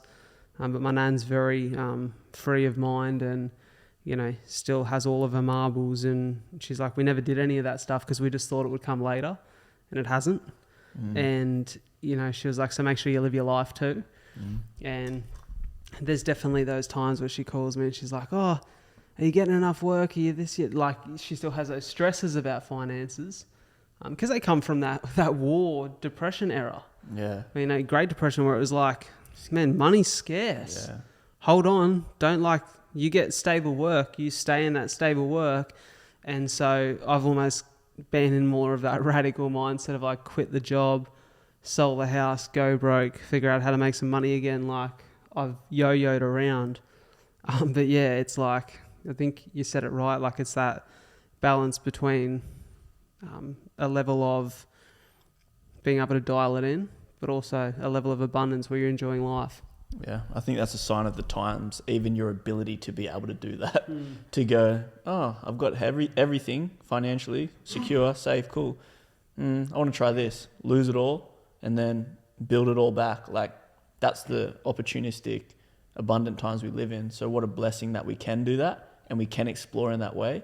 But with all of this opportunity and abundance. try to do it kind of smart. For sure. Because what's our excuse if we can't thrive in this type of environment? But then we have, our elders that thrived in a much lesser environment with much less opportunity. It's because we're just probably not being, we're being like a little bit reckless or a little bit, not intentional enough with what we're doing with our money and our wealth creation. So, For sure. we're all late 20s now, early 30s. So it is, I think naturally it's that time where you start to think about it and go, oh shit, I'm not a kid anymore. I've got to take this stuff a little bit more seriously, and we are. So that's all we can do. Speaking of being a kid, this will tie in nicely to my last pillar, which is play. Nice segue. I like that. Well, when I was in my early 20s, I loved traveling. It was I got so much fulfillment from it. And when I started Goon A, I don't know how I come up with this mindset, but I was like, I'm not traveling until I'm rich. I've got to earn it. Yeah, kind of almost, when we spoke about men going into that chamber before, I kind of put myself in this metaphorical chamber, and I was like, I'm not leaving until I get rich. Yeah. And it's something I look back on. I was like, I could have still done all the things I've done, but I still could have enjoyed the journey along the way a lot more. Yeah. So I think it's just a limiting belief that I put on myself that this is what an entrepreneur must do. But then I suppose if you look at the best in the business, like Michael Jordan or something like that, if you want to be the number one in your field, I don't think you kind of have to be in that chamber. But for me, I'm not trying to be the best entrepreneur in the world. I want to enjoy the journey along the way, which is why play is a key pillar for me, which is, at the start of the year, I sat down, went to Officeworks and printed off an A3 calendar with the whole year on it. And I've marked out all the dates, all events that I'm going to. Nice. So I've got stuff to look forward to. I can't remember. Tim Ferriss speaks about that. I think we riffed on this a little bit a couple months back. Tim Ferriss always books little trips and little events in advance because the anticipation of the lead up to is often greater than the experience itself. My dyslexia then just won't cancels help the with trip. I think this is how it goes, but it could go the other way. Dopamine isn't the pursuit of happiness, it's the happiness of pursuit. Yeah, beautifully said, yeah. So that's the concept of having stuff in your calendar, pursuit, the happiness of that pursuit. Yeah. Yeah, I like it. So, that's we keep hearing that, but it's hard for us to accept that it's not even the getting, it's the doing. The process is where the gold is. No, I'd rather get the thing. It's trust me, it's not that good when you get it. Jimmy Carr spoke about it. It's the way there. Progress is, what's he say? Yeah, he says a lot of that. He says something like, progress is greater than achievement, essentially. That's the shittest way of explaining it possible, but he said that there's more to be gained and more to be enjoyed by the podcaster who's at 150 in the ranks and has 149 spots to climb, as opposed to the guy that's in number one and only has one way to go and it ain't up, And so it's an interesting thing that to almost learn to appreciate the position you're in and the fact that you get to pursue things. Yeah, absolutely. So I reckon if I can allocate my time and be more purposeful around those 6 key pillars, I reckon that's for where I am in life right now. That's the key to fulfilling life for me. Awesome, I love it. Awesome. Does that feel like you've fulfilled your time in the driver's seat? Take us away. Beauty. Well, I think I just automatically get a win by default because you had 5 pillars, you had 6, I have 7. So, what they say, more is better. Not necessarily, but... Who says that? I do. Just whatever religion right that decided to have 8 wives. Yeah. That's the mantra for that religion. You know what they say, more is better. Well, I guess to give firstly explanation to why I have 7 pillars, because for the longest time I identified, I guess more closely with 4. And the first time I ever really thought about this concept was speak about the isolation of putting yourself into the chamber, not for intentional reasons, but I went overseas in 2022 on a trip by myself to the US. Was originally going with a mate who then had to stay for work reasons and decided, I'm just going to go experience the trip by myself and have a good time. And so it was pure intentions behind it. Went and, as I always am, quite social and interacted and met people and had a really good time. But definitely at points in the trip felt felt like it was a time really for me to lock in on what I wanted from the next chapter of my life. I was coming up to this point where there was inevitable change on the horizon because, I'd been living with my dad and his partner in this apartment here, exploring the opportunities for myself that existed as a guy trying to create a podcast and, step into the role of a keynote speaker, and was having little success financially off the back of those things. And so I had the blessing of being able to live at home and sustain really low income, a really low income life at the time. But I had a little bit of savings still left, and I was like, I want to take this opportunity to go and experience a trip and figure out what's next for me. And I knew that I wasn't going to be living with Dad and Karen anymore because they were moving up to Queensland, and it sounds weird, but I'd given them my blessing to do that. Not that they needed my permission, but, I wanted them to feel supported, like they could do that. And not like my dad held this guilt that like he was going to leave me in a position where like I didn't know what to do next. And I'm like, well, I've got to be a man, right? Like I've chosen to pursue this life. It's up to me to figure it out and live with the consequences of that. I was 26 at the time, now 27. And so when I was away, I couldn't help but at times feel not exactly alone, because I knew I had incredible friends and family to come home to. A little bit lonely at times, but definitely this sense of like, I was looking to move away and just like completely change my environment at the time. I remember I was tossing up going to London and chasing what I thought was going to be this abundance of experience in my field over in a bigger city with a bigger audience and all of these things. Like it was bigger is better, more is better. This whole concept. Now you're going back on yourself. Yeah, exactly. And just being honest. And I was sitting there in New York at this cafe one morning having brekkie and a coffee by myself. I'd just been for a run. Felt really clear in the head, and every morning I made an effort to journal. And I was journaling about my whole trip and the fact that I felt lonely at times. The fact that I knew I was coming home to great friends, that had met some great people along the way and actually bumped into friends from Sydney and bumped into friends that I went to school with who would come and spend time with me in New York. New York was a really social week, but I felt this like yearning to have a relationship in my life and like remove, and we've spoken about this before, but like remove myself from the insecurity that was holding me back from having a relationship and these limiting beliefs. And I was like, what am I missing about home whilst I'm here? I'm really missing my environment at home. Like I'm identifying that being close to the ocean and jumping in the water and being in sunshine and not exactly being in a dense city, but like living in a coastal town is actually something that makes me feel quite fulfilled. And, I really enjoy it. I feel good for it. Being around my inner circle of people, doing the things that ultimately like had given me this new lease on my health over the course of the 2-year period prior. And I started to identify these things that were really important to me. And the 4 pillars that I wrote about at the time, and I identified them as pillars, and this was a new concept to me, were health, relationships, purpose, and environment. And, I started to like share that idea and get feedback, and really so clung on to the idea of those 4 pillars over the course of the last few years. And at times I've nailed a couple of them and failed at one, and at times then picked up the pieces on that and fallen behind on others, and eventually got myself into a position where last year I was able to like feel like I really done a good job of honouring all 4. And then in assessment of the year and reflection of the year, looked back on a couple of the pain points for me of that year and was like, man, financially, we just had a really tough year. Like financially, the stress of trying to pursue what I was in the podcast and the speaking without any consistent income really financially made life difficult. And because financially we're very stressed and we're surviving off frozen chicken and vegetables and oats for the space of a year, we didn't really have many experiences in which we got to go out and enjoy a beautiful meal or go on a trip or go and indulge in a life experience, Soph and I, or with you boys.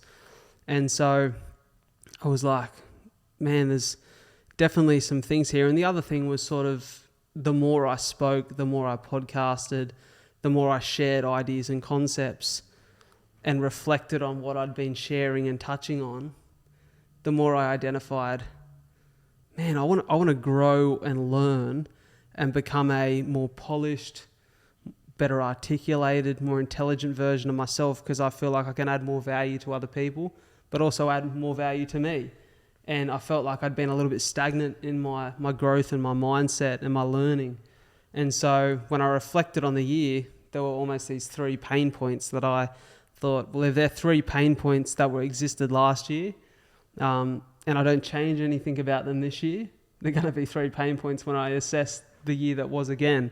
And so I've added on top of those original 4 pillars, a 5th, which is money, a 6th, which is growth and learning, and a 7th, which is experiences. And so that makes up the structure and explains why I have 7 this year. And I think they all, as we've identified at points in time over the course of this ep, they all flow into each other and overlap. And I almost, is it a Venn diagram in which you see these overlapping of the circles where there's these like middle pieces, and I think that very much makes sense for me when I think about those pillars and the way that they exist, almost like Olympic rings. But I guess I'll run through them from top to bottom and just kind of give a little bit of context without sort of covering already what we've spoken about today. Well, I'm just looking at yours now, and I think the only one we have different is you've just added environment. I think mine are all the same, just worded slightly differently. Yeah, for sure. And I think I identify that in all of us. Like it's funny seeing here that we articulate things in different ways because of the way that we've experienced these things in different ways and in different contexts. But so for me, health, I've got the daily practice for my body. I've got mental health is downstream from physical health, as we discussed. To get stronger, to build my lungs, which is really important, and also to look grouse, to look sexy. Yeah. And that's something that for me, I identify being a dietary thing. I can be very loose with the parameters of my diet. And whilst I've never been obese or I've never been dangerously chubby, I've been a bit of a mudders. Big summer blowout. A big summer blowout. I can be a little bit loose with my respect for my body at times. And some people might call that extreme. But for me, there is definitely I feel like I've been maybe as dialed in as I've ever been over the course of the last couple of months with my health, like trying to put on a little bit of muscle and be better. And I definitely know that when I'm being, and I say for me, like I'm a pretty balanced cat. Like, I like to enjoy an almond croissant after a run. I like to have an abundance of food. I don't ever like to feel like I'm starving. Like I'm not trying to have a 10-pack or even a 6-pack to that degree. I just want to look in the mirror and respect the reflection that I see. Know that I can hold myself accountable and have a level of discipline as a grown man, which I've struggled with at times because I like my food. So that's important to me. But also when I consider health, there's this thing that for me more than ever, as someone with cystic fibrosis, you always have an understanding of how important health is for longevity. And longevity is not a conversation that people in their 20s, even 30s often consider. It tends to become a conversation for men and women who get into their 50s and that back half of their life, because now they're thinking about how they're going to move when they're 70, how they're going to be able to have conversations and stimulated conversations and have a level of cognitive function as an 80-year-old, when they're with their grandkids or their children who are grown-ups at that point in time. But I think for me, we've made some pretty big decisions over the last couple months, and particularly starting to put some things in place now that we want to start bringing some kids into the world next year. And so as I start to think about me as a father, there's almost now another level of health in which I demand from myself, because it's not just a level of longevity for Soph and I, but it's how am I going to show up as a dad? It's weird. I wonder how that plays out as a motivator, because Let me tell sometimes you, hugely, and we're not even close to having a baby in our hands yet. It's weird, right? Because sometimes we would show up better for the ones that we love versus for ourselves. Call that whatever level of self-esteem you have for yourself or self-love. But it's more important for us to be something for someone else than it is just for us to be that for us. So you're like, I'm going to eat the chocolate. I know it'll sabotage me and it'll poison me. But if I feel like it's going to affect the longevity or whatever for my kids, that's enough to make me not eat the chocolate. Not the fact that I know it's going to hurt me. It's going to hurt them. Yeah. I think it's almost human nature that humans will do more for others than themselves. Yeah. It's part of the service wild, piece right? within us, right? And I don't think that's necessarily.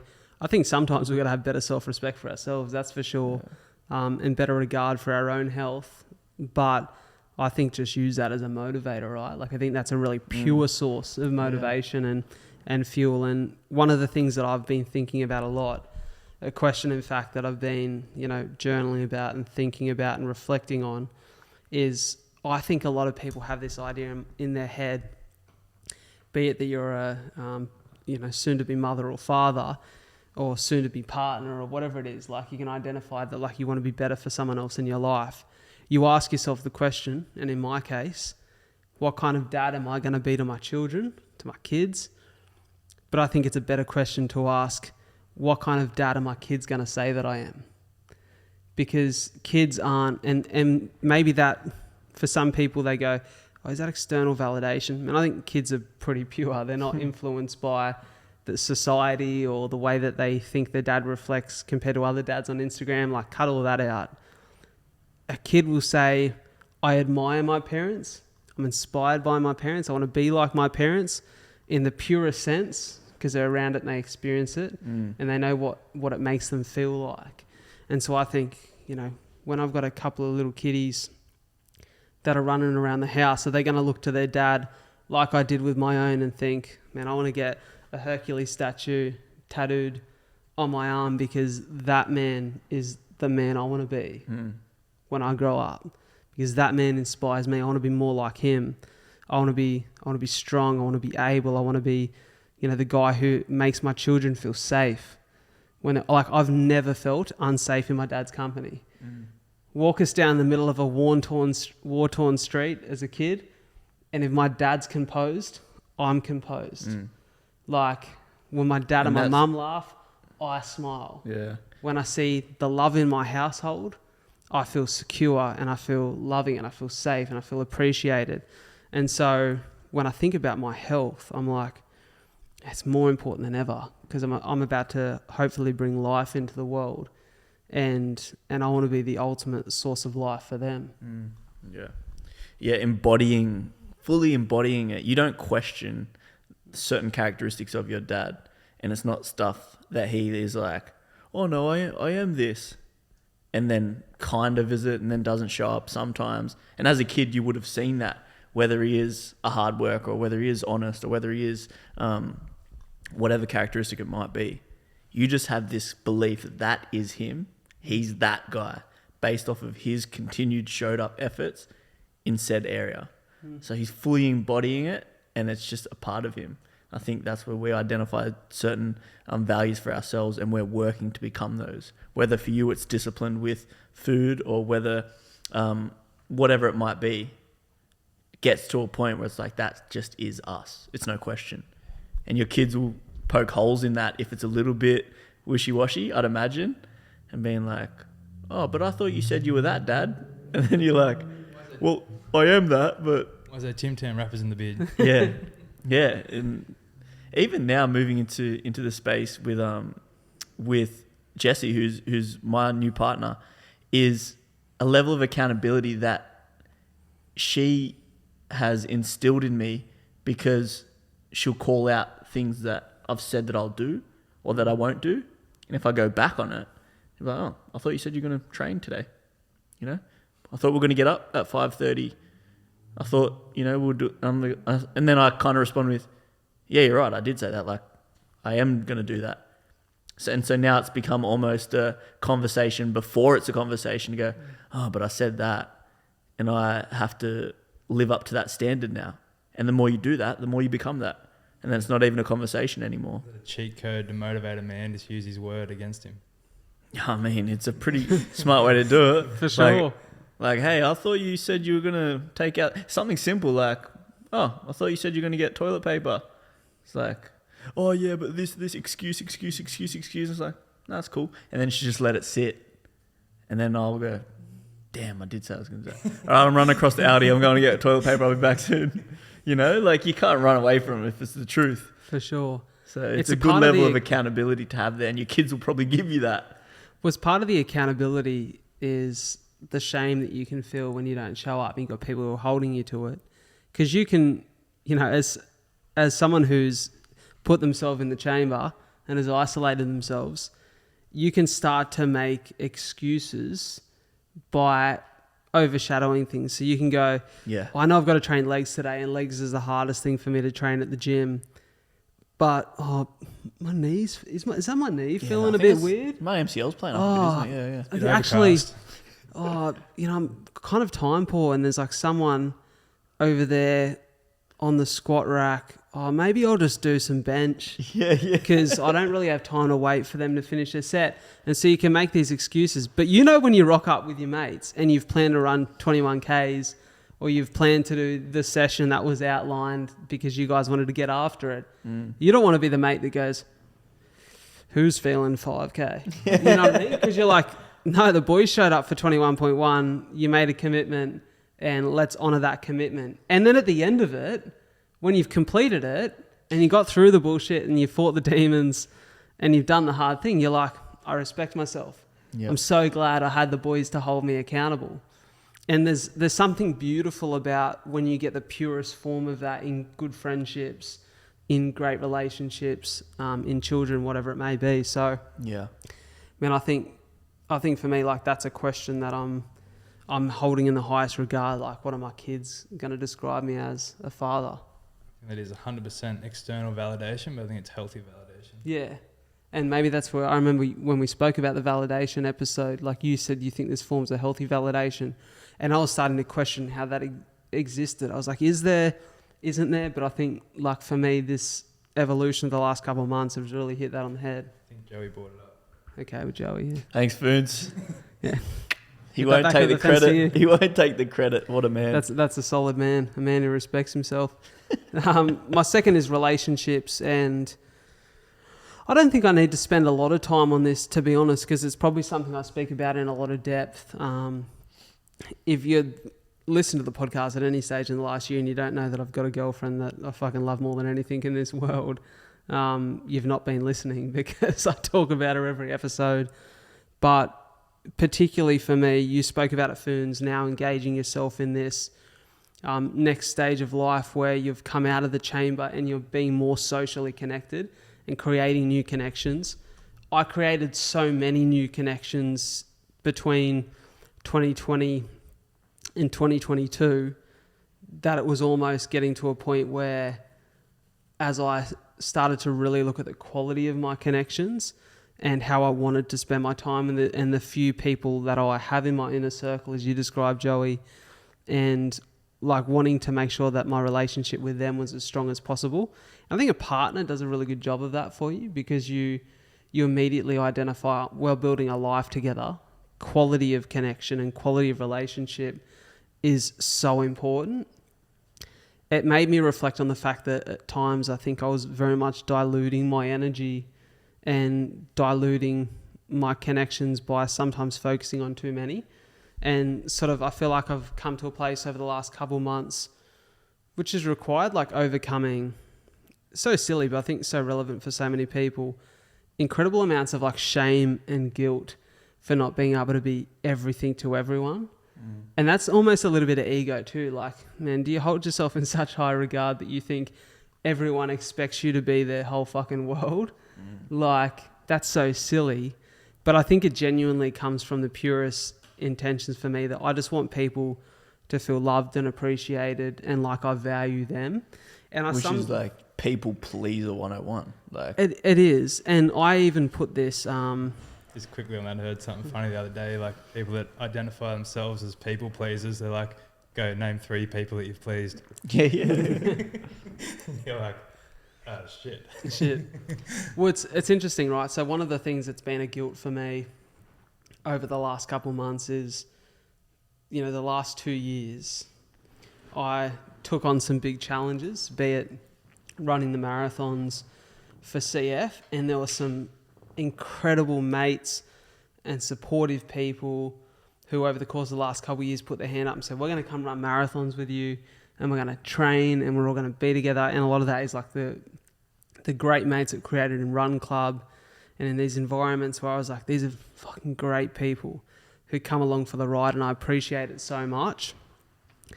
But then I've got like my immediately close circle, which is you boys, a couple of other mates, my family, and of course, you know, my most important person in Soph. And I'm like, I can't do 20 catch-ups a week. I can't do 20 catch-ups a month. And like, there's a few that I want to make sure that I see consistently. And so if I'm trying to catch up with everyone and please everyone, and I feel like I'm supposed to because they were there for me when I needed them, but now the people that I really want to be there with me for the rest of my life aren't getting my quality. And so I've had to like give myself a bit of a slap on the wrist and go, man, that's an unrealistic expectation that you're holding on yourself, especially now that I'm working 7 days a week. Like, in what time? And then it's like, oh, well, I used to do all these morning coffees. Guess what, mate? If you don't train in the morning now, you don't train at all. You're not home until 6:30, 7 o'clock most nights. And by the time you get dinner and get to bed so you can get up at 4:45 in the morning, like, where you got the time for this? Yeah. I don't get a lunch break at work because I'm busy. So it's like, man, release yourself from those unrealistic expectations and focus on the quality. And that is the importance and the focus of relationships for me over the course of the coming months. Yeah, so that's been super tough for you as an exercise, huh? Which I totally get, but just speak on it quickly. So it's been so tough because I regularly communicated with these people. I've had to learn to say no, right? And this isn't singling any one person out, but it's like I've had to learn to say no at times to even like you boys, where I'm like, oh, let's do that on Sunday. Oh, fuck, I can't because I've got to do that, but I feel bad. Should I compromise on that? And it's you two boys have actually, I think this is why you two have become my closest mates, because you've never made me feel guilty for needing to do what I need to do in my life. And there's, and I think that's like mature friendships, right, and mature connections, is you feel comfortable in being the person you need to be. Have you had any of those experiences when saying no that someone does make you feel a little bit guilty for it? Or is it all just hypothetical and in our heads? Because I've kind of resonate with this as well. The idea of people pleasing and not wanting to fully say no. So you're there in a diminished capacity and then no one ends up being pleased and you're overstrung and yeah. Yeah, I think Has anyone kicked back and gone, oh, bro, well, you said no again? Like, I don't think anyone's ever particularly kicked back, but I get the sense in their change of dialogue, in their change of energy and tone that there's a little bit of disappointment. Yeah, okay. And I feel guilty or responsible for that disappointment. I don't know whether it's my responsibility or my shame to feel or my guilt to feel. I would argue that if there's passive disappointment, it's their responsibility to communicate their disappointment in you. And if they don't have the emotional awareness or the respect to give you that, everything's gravy. It might even be your projection thinking that they're disappointed because they put a full stop and they don't usually put a full stop. Yeah. Or they, that people pleaser going, oh no, I've rocked the boat. No, you can tell because he usually says this and he didn't say that, or she usually responds this quickly. And maybe that's just the complex playing out still. Saying, going, unless they say there's a problem, there's not a problem. I've said no and I can't make that appointment or I can't have that coffee. And then if they say all good, then it's all good.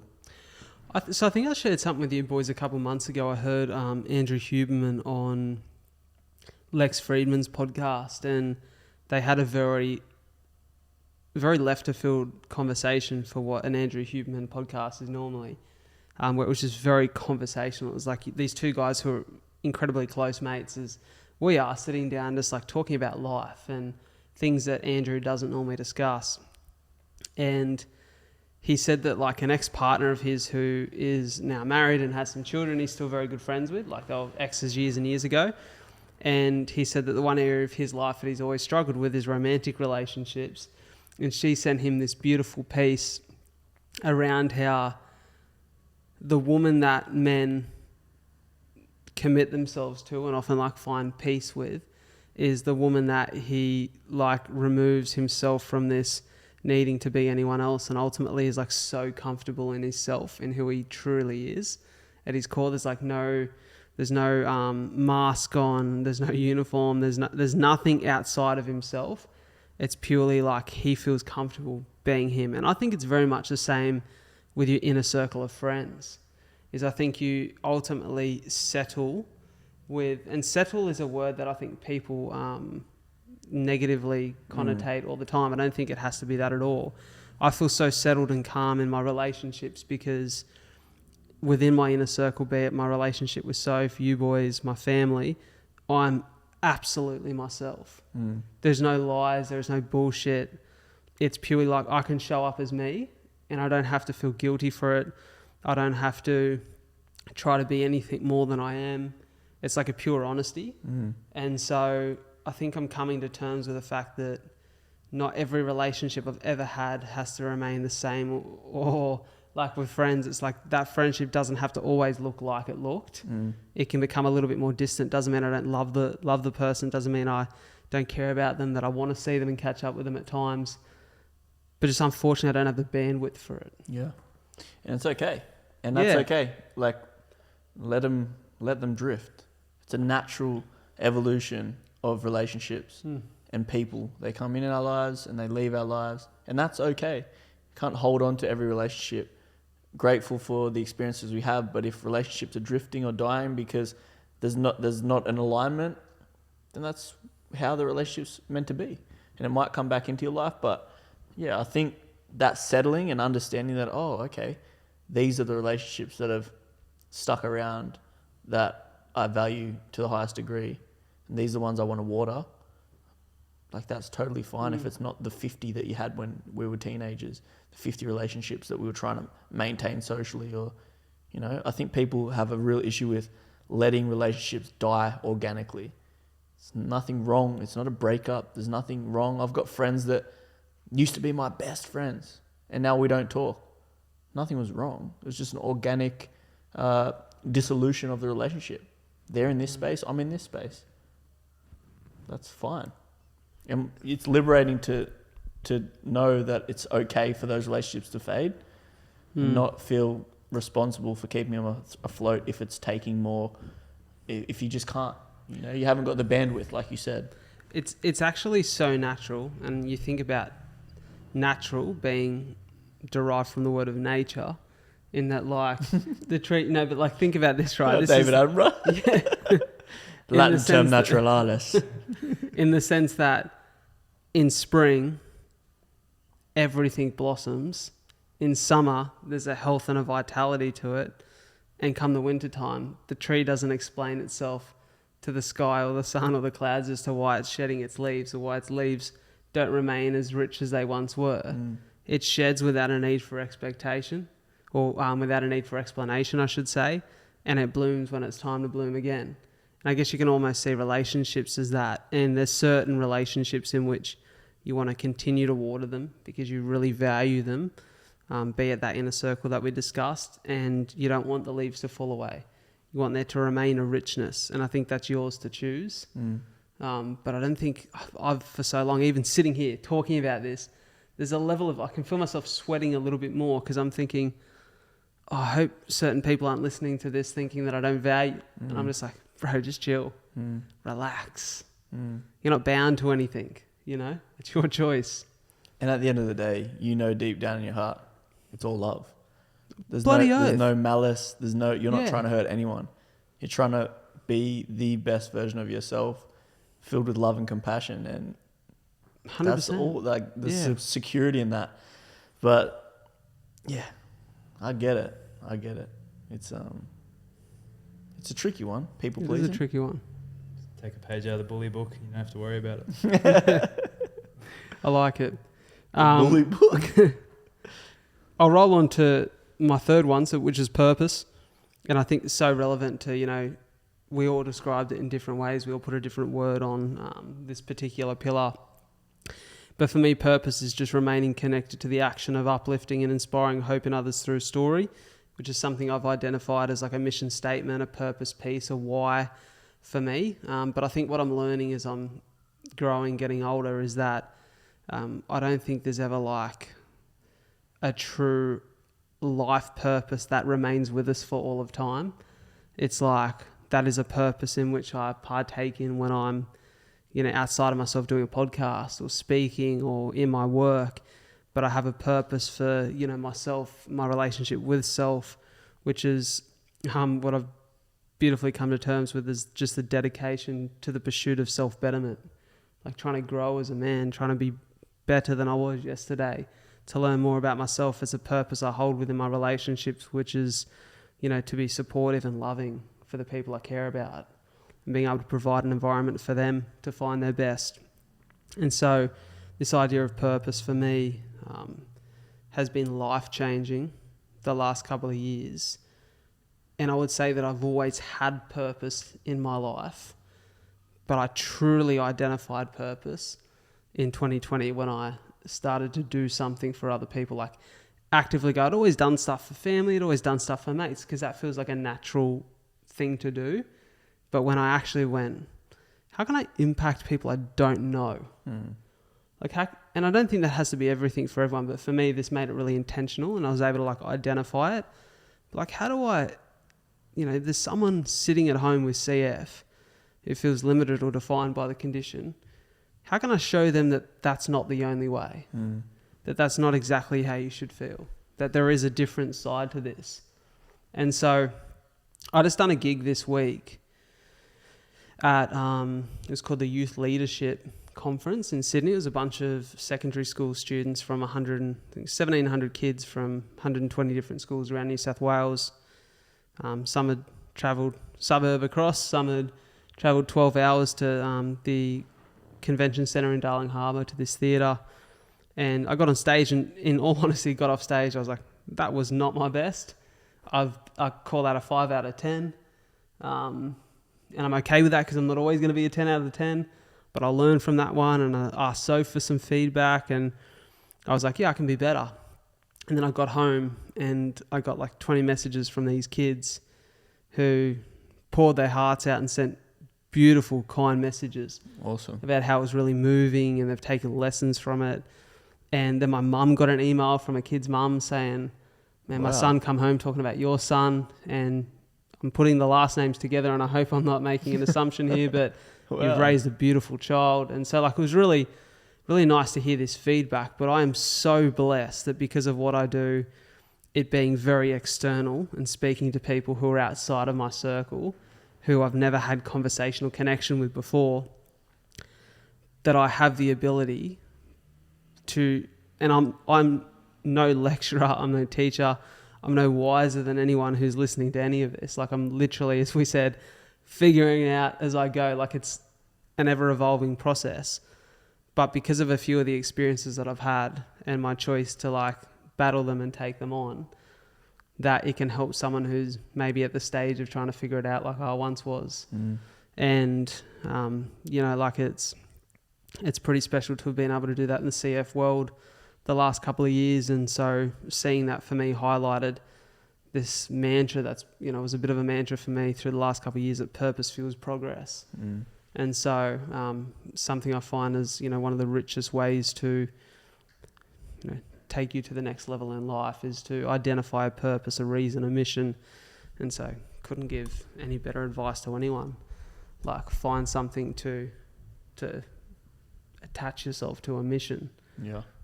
Identify a purpose, create one, test something, realize it's not the one, try something else. Like I don't think it's just a one size fits all approach, or like an infinite answer or an easy path where it just you find a purpose and life's sweet from there on out. It's ever changing.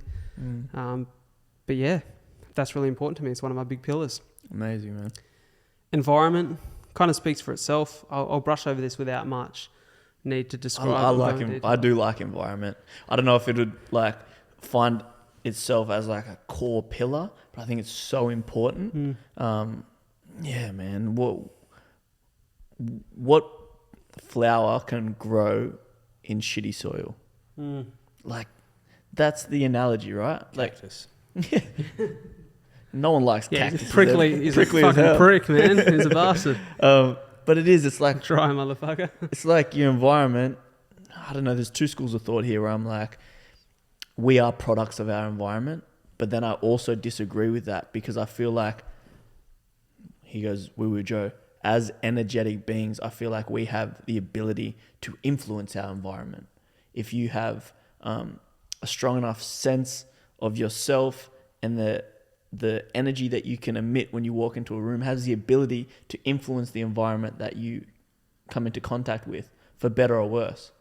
But I also think that environment can play such an overwhelming part in what we become. Even the best of men can crumble and be corrupted by a toxic environment. I truly believe that. So it's being aware of, for me now, well, I don't need to be in certain environments kind of ever. I'm not out night clubbing. I don't need to be at the casino. I don't need to be in XYZ environment because it's not conducive to the vibration that I want to live on, which allows me to live my best life. So, hey, don't try to outwit or outplay your environment. Just make sure you're in good environments and cultivate the best environments for you to live in and work in and play in. I love what you said. No, I love what you said there, where you said we most certainly can become products of our environment, but I also believe that we can make our environment products of who we are in a positive way. And I can identify, and I tried to articulate this in words last year in one of our pods, and I don't think it came across quite clear when I listened back. I thought I didn't articulate what I was feeling there as well as I probably could have, and took some time to think about it and how it relates to this. I think that if you exist in an environment that you know is not good for you at all, and there's absolutely no positive for you existing there, you need to remove yourself from it. Get out. But if you exist in a friendship group or around a group of people that you continually use as your excuse as to why you're not living up to the vision that you have for yourself, the kind of person that you want to become or be, and you're going, oh well, I'm the boss of the business, but I've got a bunch of staff that don't really give a fuck, and our business is never going to be what it could be because of these people. How are you showing up? You know what's better. People become products of their environment when they don't particularly, like in a negative way, when they don't particularly have the bandwidth to identify what's wrong about it. Right? And that's where we talk about kids being led astray by negative parents, these kinds of things.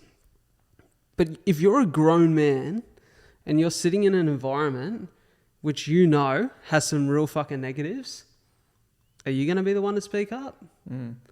If you like, it's, and for me, I hate the idea of people being victims of the environments they exist in.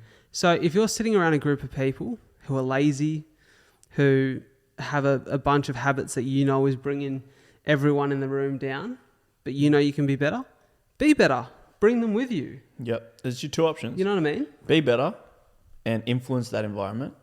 Amazing. If you don't feel like you have the ability to do that, get out of the environment. Change the environment. Make it your purpose. Yeah. Make it your mission. Like, you got a bunch of mates that you care about, and you've all found yourself in a bit of a pickle, and you know that each and every one of you has it within themselves to be better. Fucking lift the group up. Start making suggestions. Start saying, hey guys, instead of absolutely plastering ourselves on Saturday night, why don't we commit to a run on Sunday morning? Instead of like going out and having beers, which we know always leads to the end result that isn't desirable for any of us, and we've all identified as being the kind of people we don't want to be, let's catch up and have that same chat over a coffee. That sounds so ideal though. I just don't know how realistic that is. Where it's like, we've all identified that getting pissed on a Saturday sucks, guys. Who's ready for a run? No, and everyone's like, oh, I'm ready for a run. But it sounds ideal, but I don't think it's that unrealistic. Because I hear so many guys, man, I'm sick of getting pissed on a Saturday. Bro, you're sitting in front of a beer. What do you mean? Like, I get it. Like, I'm not saying you can't enjoy a drink, but I'm saying I'm out because I know I can control myself, sitting down having a meal with a couple of mates watching the footy. You're telling me that you don't want to be the guy that's like pissed every Saturday night. You've had 10 schooners. you know that you're going out after this. You're passionate about it. Yeah, but I think people use it as an excuse. Yeah. I'm like, don't keep telling people you want to be better if you're not going to do anything about it. And I think because now you're just projecting. Yeah, I think that's where the environment's beating them. Yeah, well, Because maybe that's a silent cry for help. Yeah, maybe it is. And that's where I think for the people who exist in that environment, instead of just dumping all your friends, like people, you hear these motivational things like, man, if your friends are broke, I seen this TikTok today. This guy's like, man, they say that he's like, you say that you're the product of the 6 people you spend most time around. Well, I was a broke entrepreneur hanging around 6 other broke entrepreneurs, so I got the fuck out of that group and I became a successful man by hanging around other successful men. Okay, so why not saying to all of your mates, hey, I've identified that like there's a few people who are having some success. What if we invite them in and see if like we can all be better together? I don't think that Invite you them have for to beers. like... Well, it's like if you're sitting down and you're... You know, and this might get me cancelled for the second time in the pod, but I'm passionate now.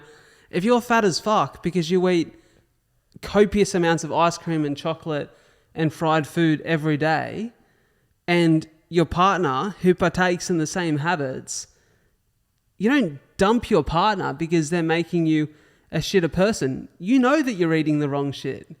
Be better. Try to bring that person with you. How do you hold yourself in such high regard that just because you're not where you want to be, that anyone that's at the same level as you doesn't deserve the same opportunity as you? I understand that, but I think the challenge comes where it is you're battling not only your demons and your traumas and whatever's happening for you to be in this non-ideal space. That's hard enough as it is. To identify it, cool. Now we're in the conscious, incompetent stage of growth.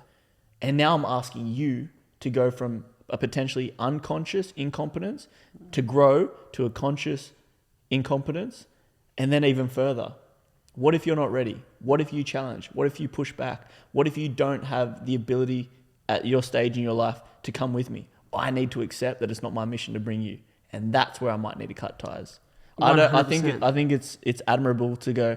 Don't just dog your friends or your partner and go. You guys are on a low vibration. I'm out because I listened to these 3 guys on a podcast tell me I got to ditch you. No. If you can inspire other people in your environment to lift themselves up to the place where you want to go as well, it's going to support you because the overall group as a whole is going to be stronger. Then you've got a negative environment turned into a positive environment. For sure. But if that environment is going to challenge you to the point where you feel like you can't inspire change in them, you can't keep flogging a dead horse. And you can't change people. No, ultimately what I'm trying to say. You can't, but I think you've got to give people enough respect and time to reciprocate. Like, here's my thing. I'm like, choose self. I'm like, choose self, because I've been that I'm here for you. Like, I'll wait.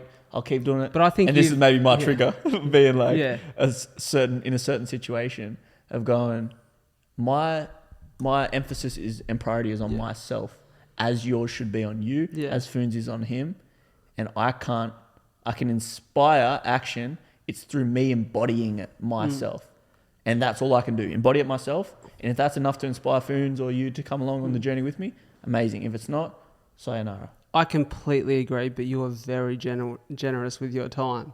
Right. In some of those scenarios. So here's what I mean, right?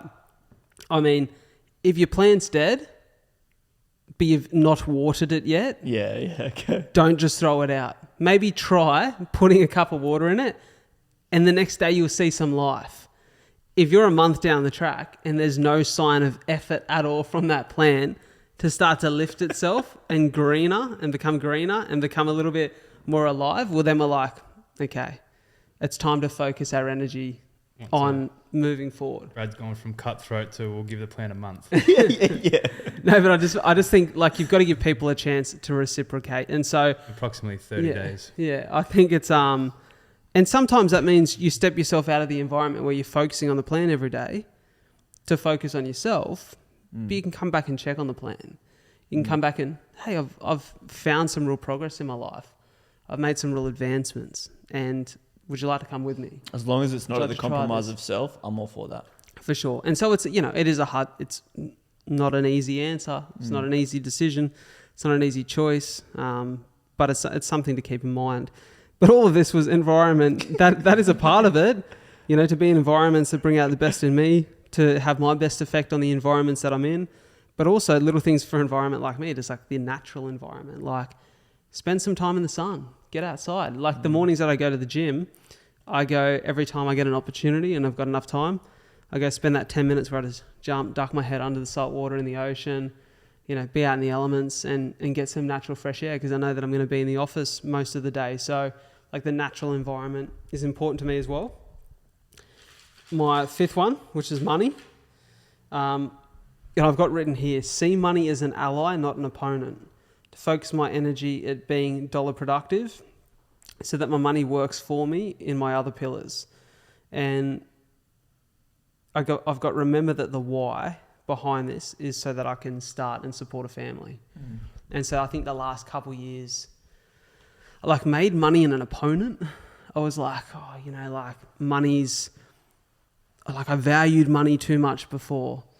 And I don't think I valued money too much in reflection, but I valued the validation I thought I'd receive for being quote unquote successful financially. And so I almost like demonized money and like, I'm going to go on this really, what would you call it? Noble pursuit of like, which is almost wrapped up in its own ego, but like I'm going to go on this noble pursuit of building something that's all about purpose and meaning, which has been so important and so fruitful for me. But like it's come at such a cost where it was like, I made some really smart financial decisions as a 23-year-old where I'd like saved really hard when I was working in real estate before.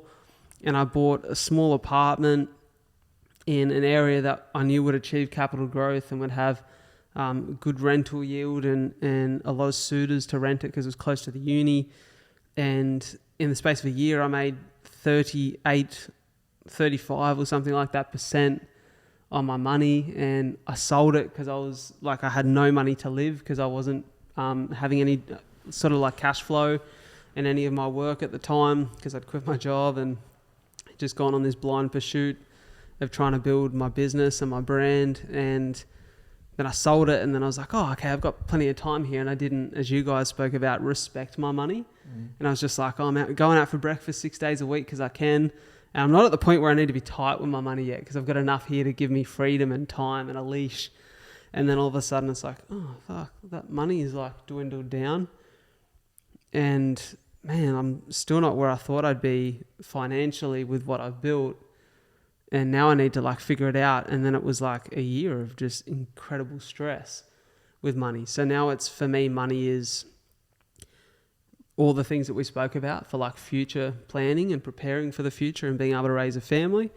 But also just consistently bringing money in, knowing that the money's coming in and being really respectful of the money going out. And not being so tight on the money going out, because I think people who have had... It has to have a flow, right? Yeah, it's got to be a flow. It's like you've still got to spend money. You know, you've got to have experiences. You've got to... At some point, it's like, all right, I've been eating frozen chicken and frozen veg. And I know you get your Gary V's who are like, man, eat fucking ramen 3 days a week for 10 years of your life so that you can build the business.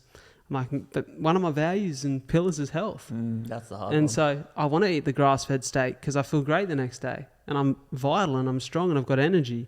And if I value health, man, that's a part of that decision. So maybe I'm not eating Wagyu every night, but I'm going to make some smart decisions when it comes to how I spend my money and how I look after myself. So money is, you know, definitely something that's one of the pillars and will remain one of the pillars. I think I've learned that lesson is to continue to respect it. Learned that lesson the hard way. Bloody oath. Blood, sweat and tears. So my sixth pillar is growth and learning. And I've just written here, a developing mind is fruitful to all areas of my life and is a more resilient mind. To always be progressing as a man and like just continuing to ask myself that question. I think growth and learning is always about who am I becoming? You know, you're growing and you're learning to be better tomorrow than you were today or better today than you were yesterday. And I definitely identify that there's a confidence, you know, and to quote Chris Will again, is the fucking old. He says that Churchill's the quotable man. Chris Will has become the quotable man in my life. But I think I heard him say something along the lines of, he said something along the lines of, fuck, maybe it's He's not that lost quotable. it. I've lost it. It just went out of my brain. What was it? Like fairy dust. Yeah. Just drifted away. What was it? I heard him say. He said something. Fuck, it just completely slipped my mind. Pivot. My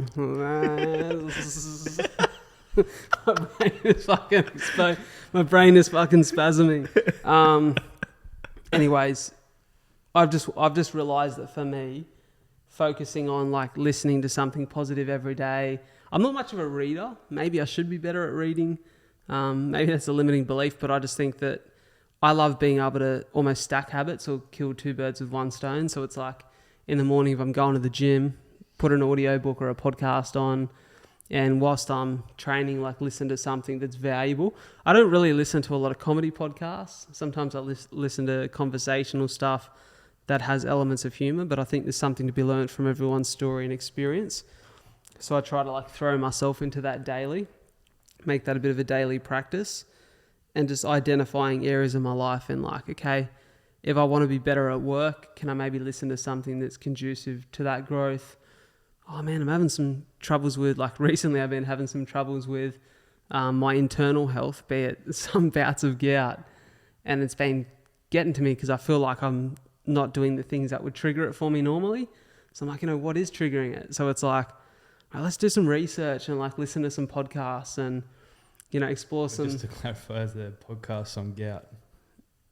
There is actually podcasts on Goutcast. gout.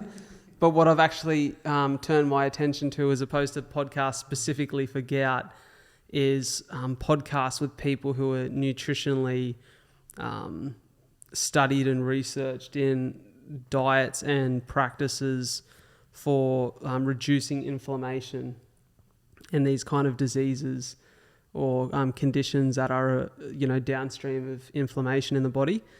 And, learning, and even just figured out this week by speaking to someone and asking some questions about the topic, that actually a lot of guys who have either liver disease like me or cystic fibrosis struggle with gout because of the liver's ability to excrete and remove purines from the body. And so, it's interesting. I think there's always a place to grow and learn. God, I can't think of that quote. I'm sure it'll come to me at some point. But it was bloody amazing. Let me tell you that. And then my seventh pillar is experiences, which I think, Ferns, you defined as play. Joey, I think you define it as something else in your life. It wasn't one of my pillars, but sure. No, there was definitely something you said Around experiences and like just like living and enjoying moments. And I think that you're particularly good at being present. And I think we've spoken about this before. One of the things that I actually appreciate about both of you, you're far less addicted to being overly stimulated than I am. It's work for me, man. It is work for me. I appreciate that you say that because it's something that I work on, and I don't know if everyone in my life would agree that I'm particularly good at being present. Working on it big time. Yeah. Remember we had a conversation when we were hanging out in Boyton, just the boys hanging out in Boyton, and I can't remember which of the two of you said. I remember Foons, you talking about the countless memories you have as a kid, like staring at a tree on the farm, sitting with your dog, and like just being bored, and like being fully comfortable in the fact that I might be bored for the next 6 hours. Just to clarify, I didn't spend my childhood looking at a tree. But I did grow up on a farm without internet. Yeah. And like I think we spoke about between the three of us when we went away on our trip, and we really put our phones away and just enjoyed some real conversation, some real deep and like really, for me, impactful conversation, was this concept that like to really experience something, to be present in it, you have to like remove all of this other stimulus that like keeps your mind busy. It's like to enjoy that moment, we had to put the phones away, and we had to just like sit there and be engrossed in the act that like we were on this weekend, to sit down and really talk about some deep stuff in life and to go through some of these exercises. and to enjoy the company of, great friendships and great mates. And so for me, experiences is about a few things. It's about learning to be present in what I actually want to get the most out of in that moment. And for me, that's a lot of the time a challenge. I'm addicted to this fucking dopamine hit in my pocket, and often in my hands, that I'm, find myself endlessly scrolling. And, a lot of the time, like scrolling for a reason with intention, but to do multiple things at once. Just like chill out, man. Just like engross yourself in the experience of that one thing. If it's that one pod, you don't also need to be looking at your Instagram notifications at the one time. If it's dinner with Soph, you don't also need to be thinking about the email that I didn't send at work today. If it's going for a run, bro, forget the headphones. You never needed the headphones before. Just go for the run. Be bored at some point in it. Have to overcome the mind. Enjoy the fact that you're out running in fresh air. Something you couldn't do a couple of years ago. So enjoying the richness and the presence of experience, but also, after being broke for a little bit longer than I would have liked to have been, and not being able to have experiences and missing out on things, now making a conscious effort to say, hey, we're going to go to the dinner, and I know that we're going to spend $100, but we're going to enjoy the food because that's what we work hard for. And we're going to plan the holiday. We're going on a holiday in a week and a half's time up to see my dad in Queensland. And let it not be wasted, but fully experience it. For sure. Then it makes it worth it. That makes it worth it. It's a core memory that you can establish and go, man, I was there. Instead of going, I spent $100 on this thing that I was barely present for and distracted for the whole time. It just makes it a wasted event.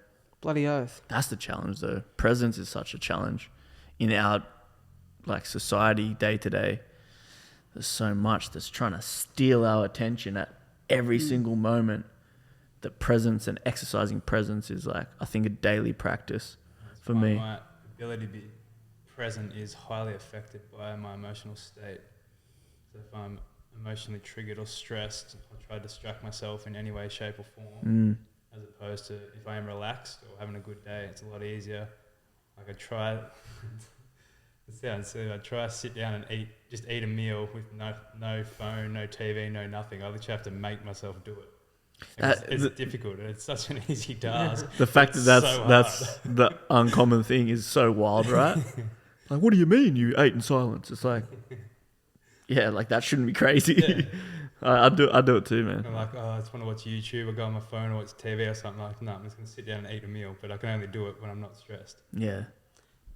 It's funny because I find that I'm often distracted by my goals in the specificity of the context that if I'm out on a run and I'm preparing for a marathon, on the run I'm thinking about how this run makes me feel in relation to the preparedness or the level of preparedness that I'm currently at for the marathon, as opposed to okay, part of the plan is run 10Ks today, or part of the plan is run the intervals.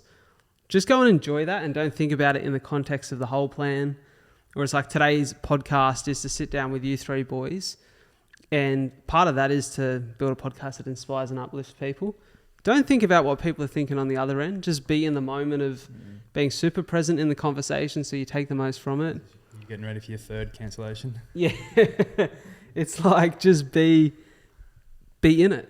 Yeah. It's so hard. I get that purely. Two areas of my life where I basically force myself into presence is ice bath and sauna. So the back 10 minutes of a sauna. So I'm doing 30 minutes at 70 degrees. And I oftentimes think I've got 30 minutes to myself in this sauna and I'm going to, just have some thinking time. And you're good for a little bit. But then when your body starts to get to that space of I'm dying, I'm suffocating. Heart rate starts going. Yeah, it's so hard to think about anything else. And I think that's why a lot of people get benefit from it, is because it puts you into your body.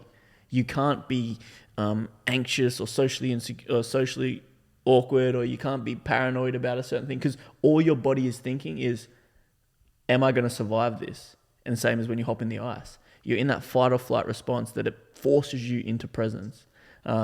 Maybe in like a more indirect way, jiu-jitsu does that as well, because you are so conscious of where your body is to protect yourself from another person trying to strangle you or like break one of your limbs. You have to have a level of presence.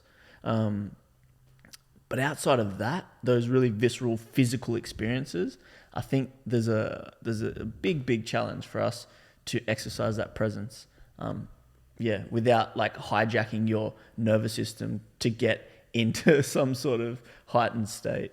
I definitely resonate with that, because when I first started to learn to try to meditate, they'd be like, focus on the breath. And I'm like, what the fuck do I have to focus on? Like, how do I focus on a breath? Like, what is that? When I did an ice bath this morning, I literally had to distract myself just with my breath to take it away from the pain. That's all you got. Yeah, that's Finn's way of telling us he done an ice bath this morning. Sneak it in there. Yeah. 30 seconds, big dog.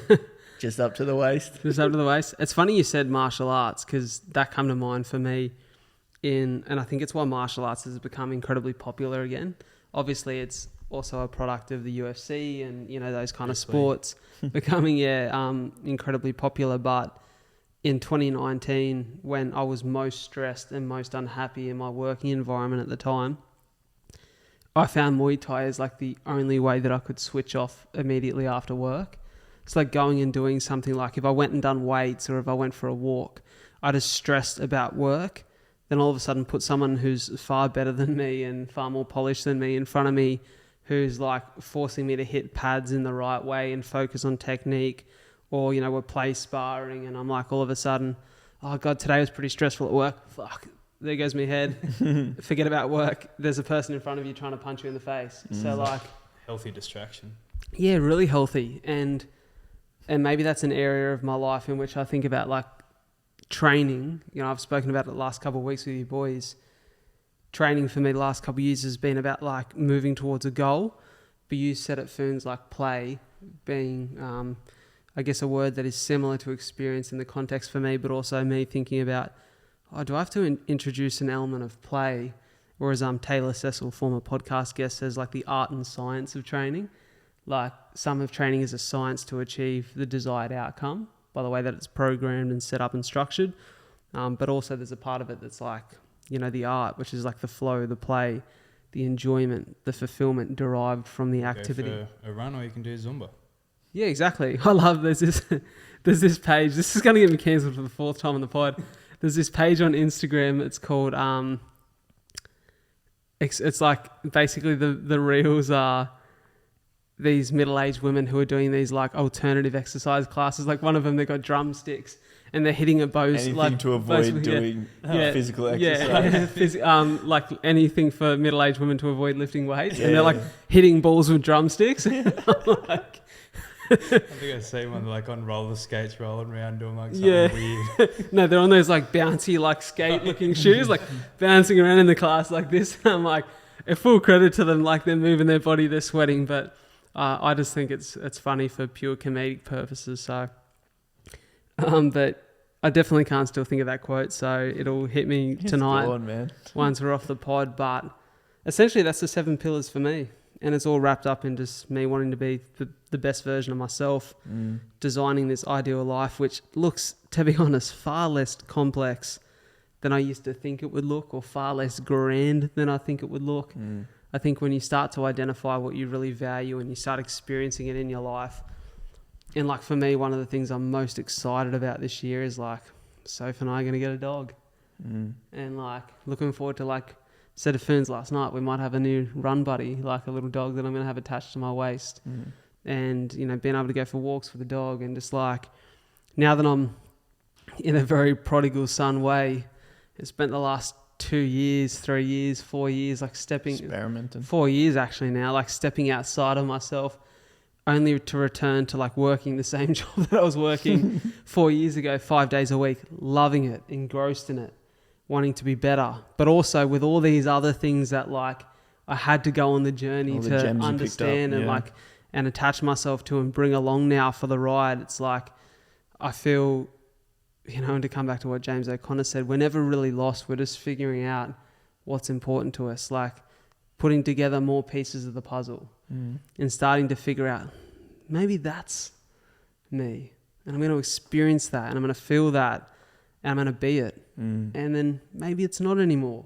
And I'm going to learn from that. And so I feel really thankful, for me to conclude where I'm at, really thankful with where I'm at in my life. I'm by far the happiest I've ever been. Feel the most secure in myself. I'm not perfect. As I said, there's still these things that I feel guilty about or shameful about, in my people pleasing and areas of my health that I haven't fully figured out yet. Definitely not financially free. Learning these things along the way, but fuck, I'm enjoying it. Yeah.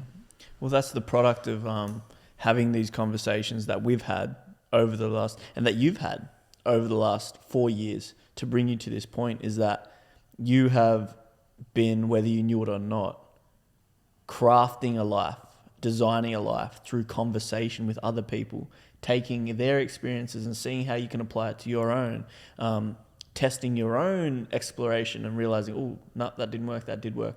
So the last 4 years of exploration for you has really been what we're talking about here, which is trying to craft a life and live a life by design, an intentional life that isn't happening by mistake, that isn't being thrust upon us and we're just cruise controlling through it. It's making decisions, whether they are right or wrong, but to the best of our ability, based off of what we know and what we know is important to us, and moving in that direction.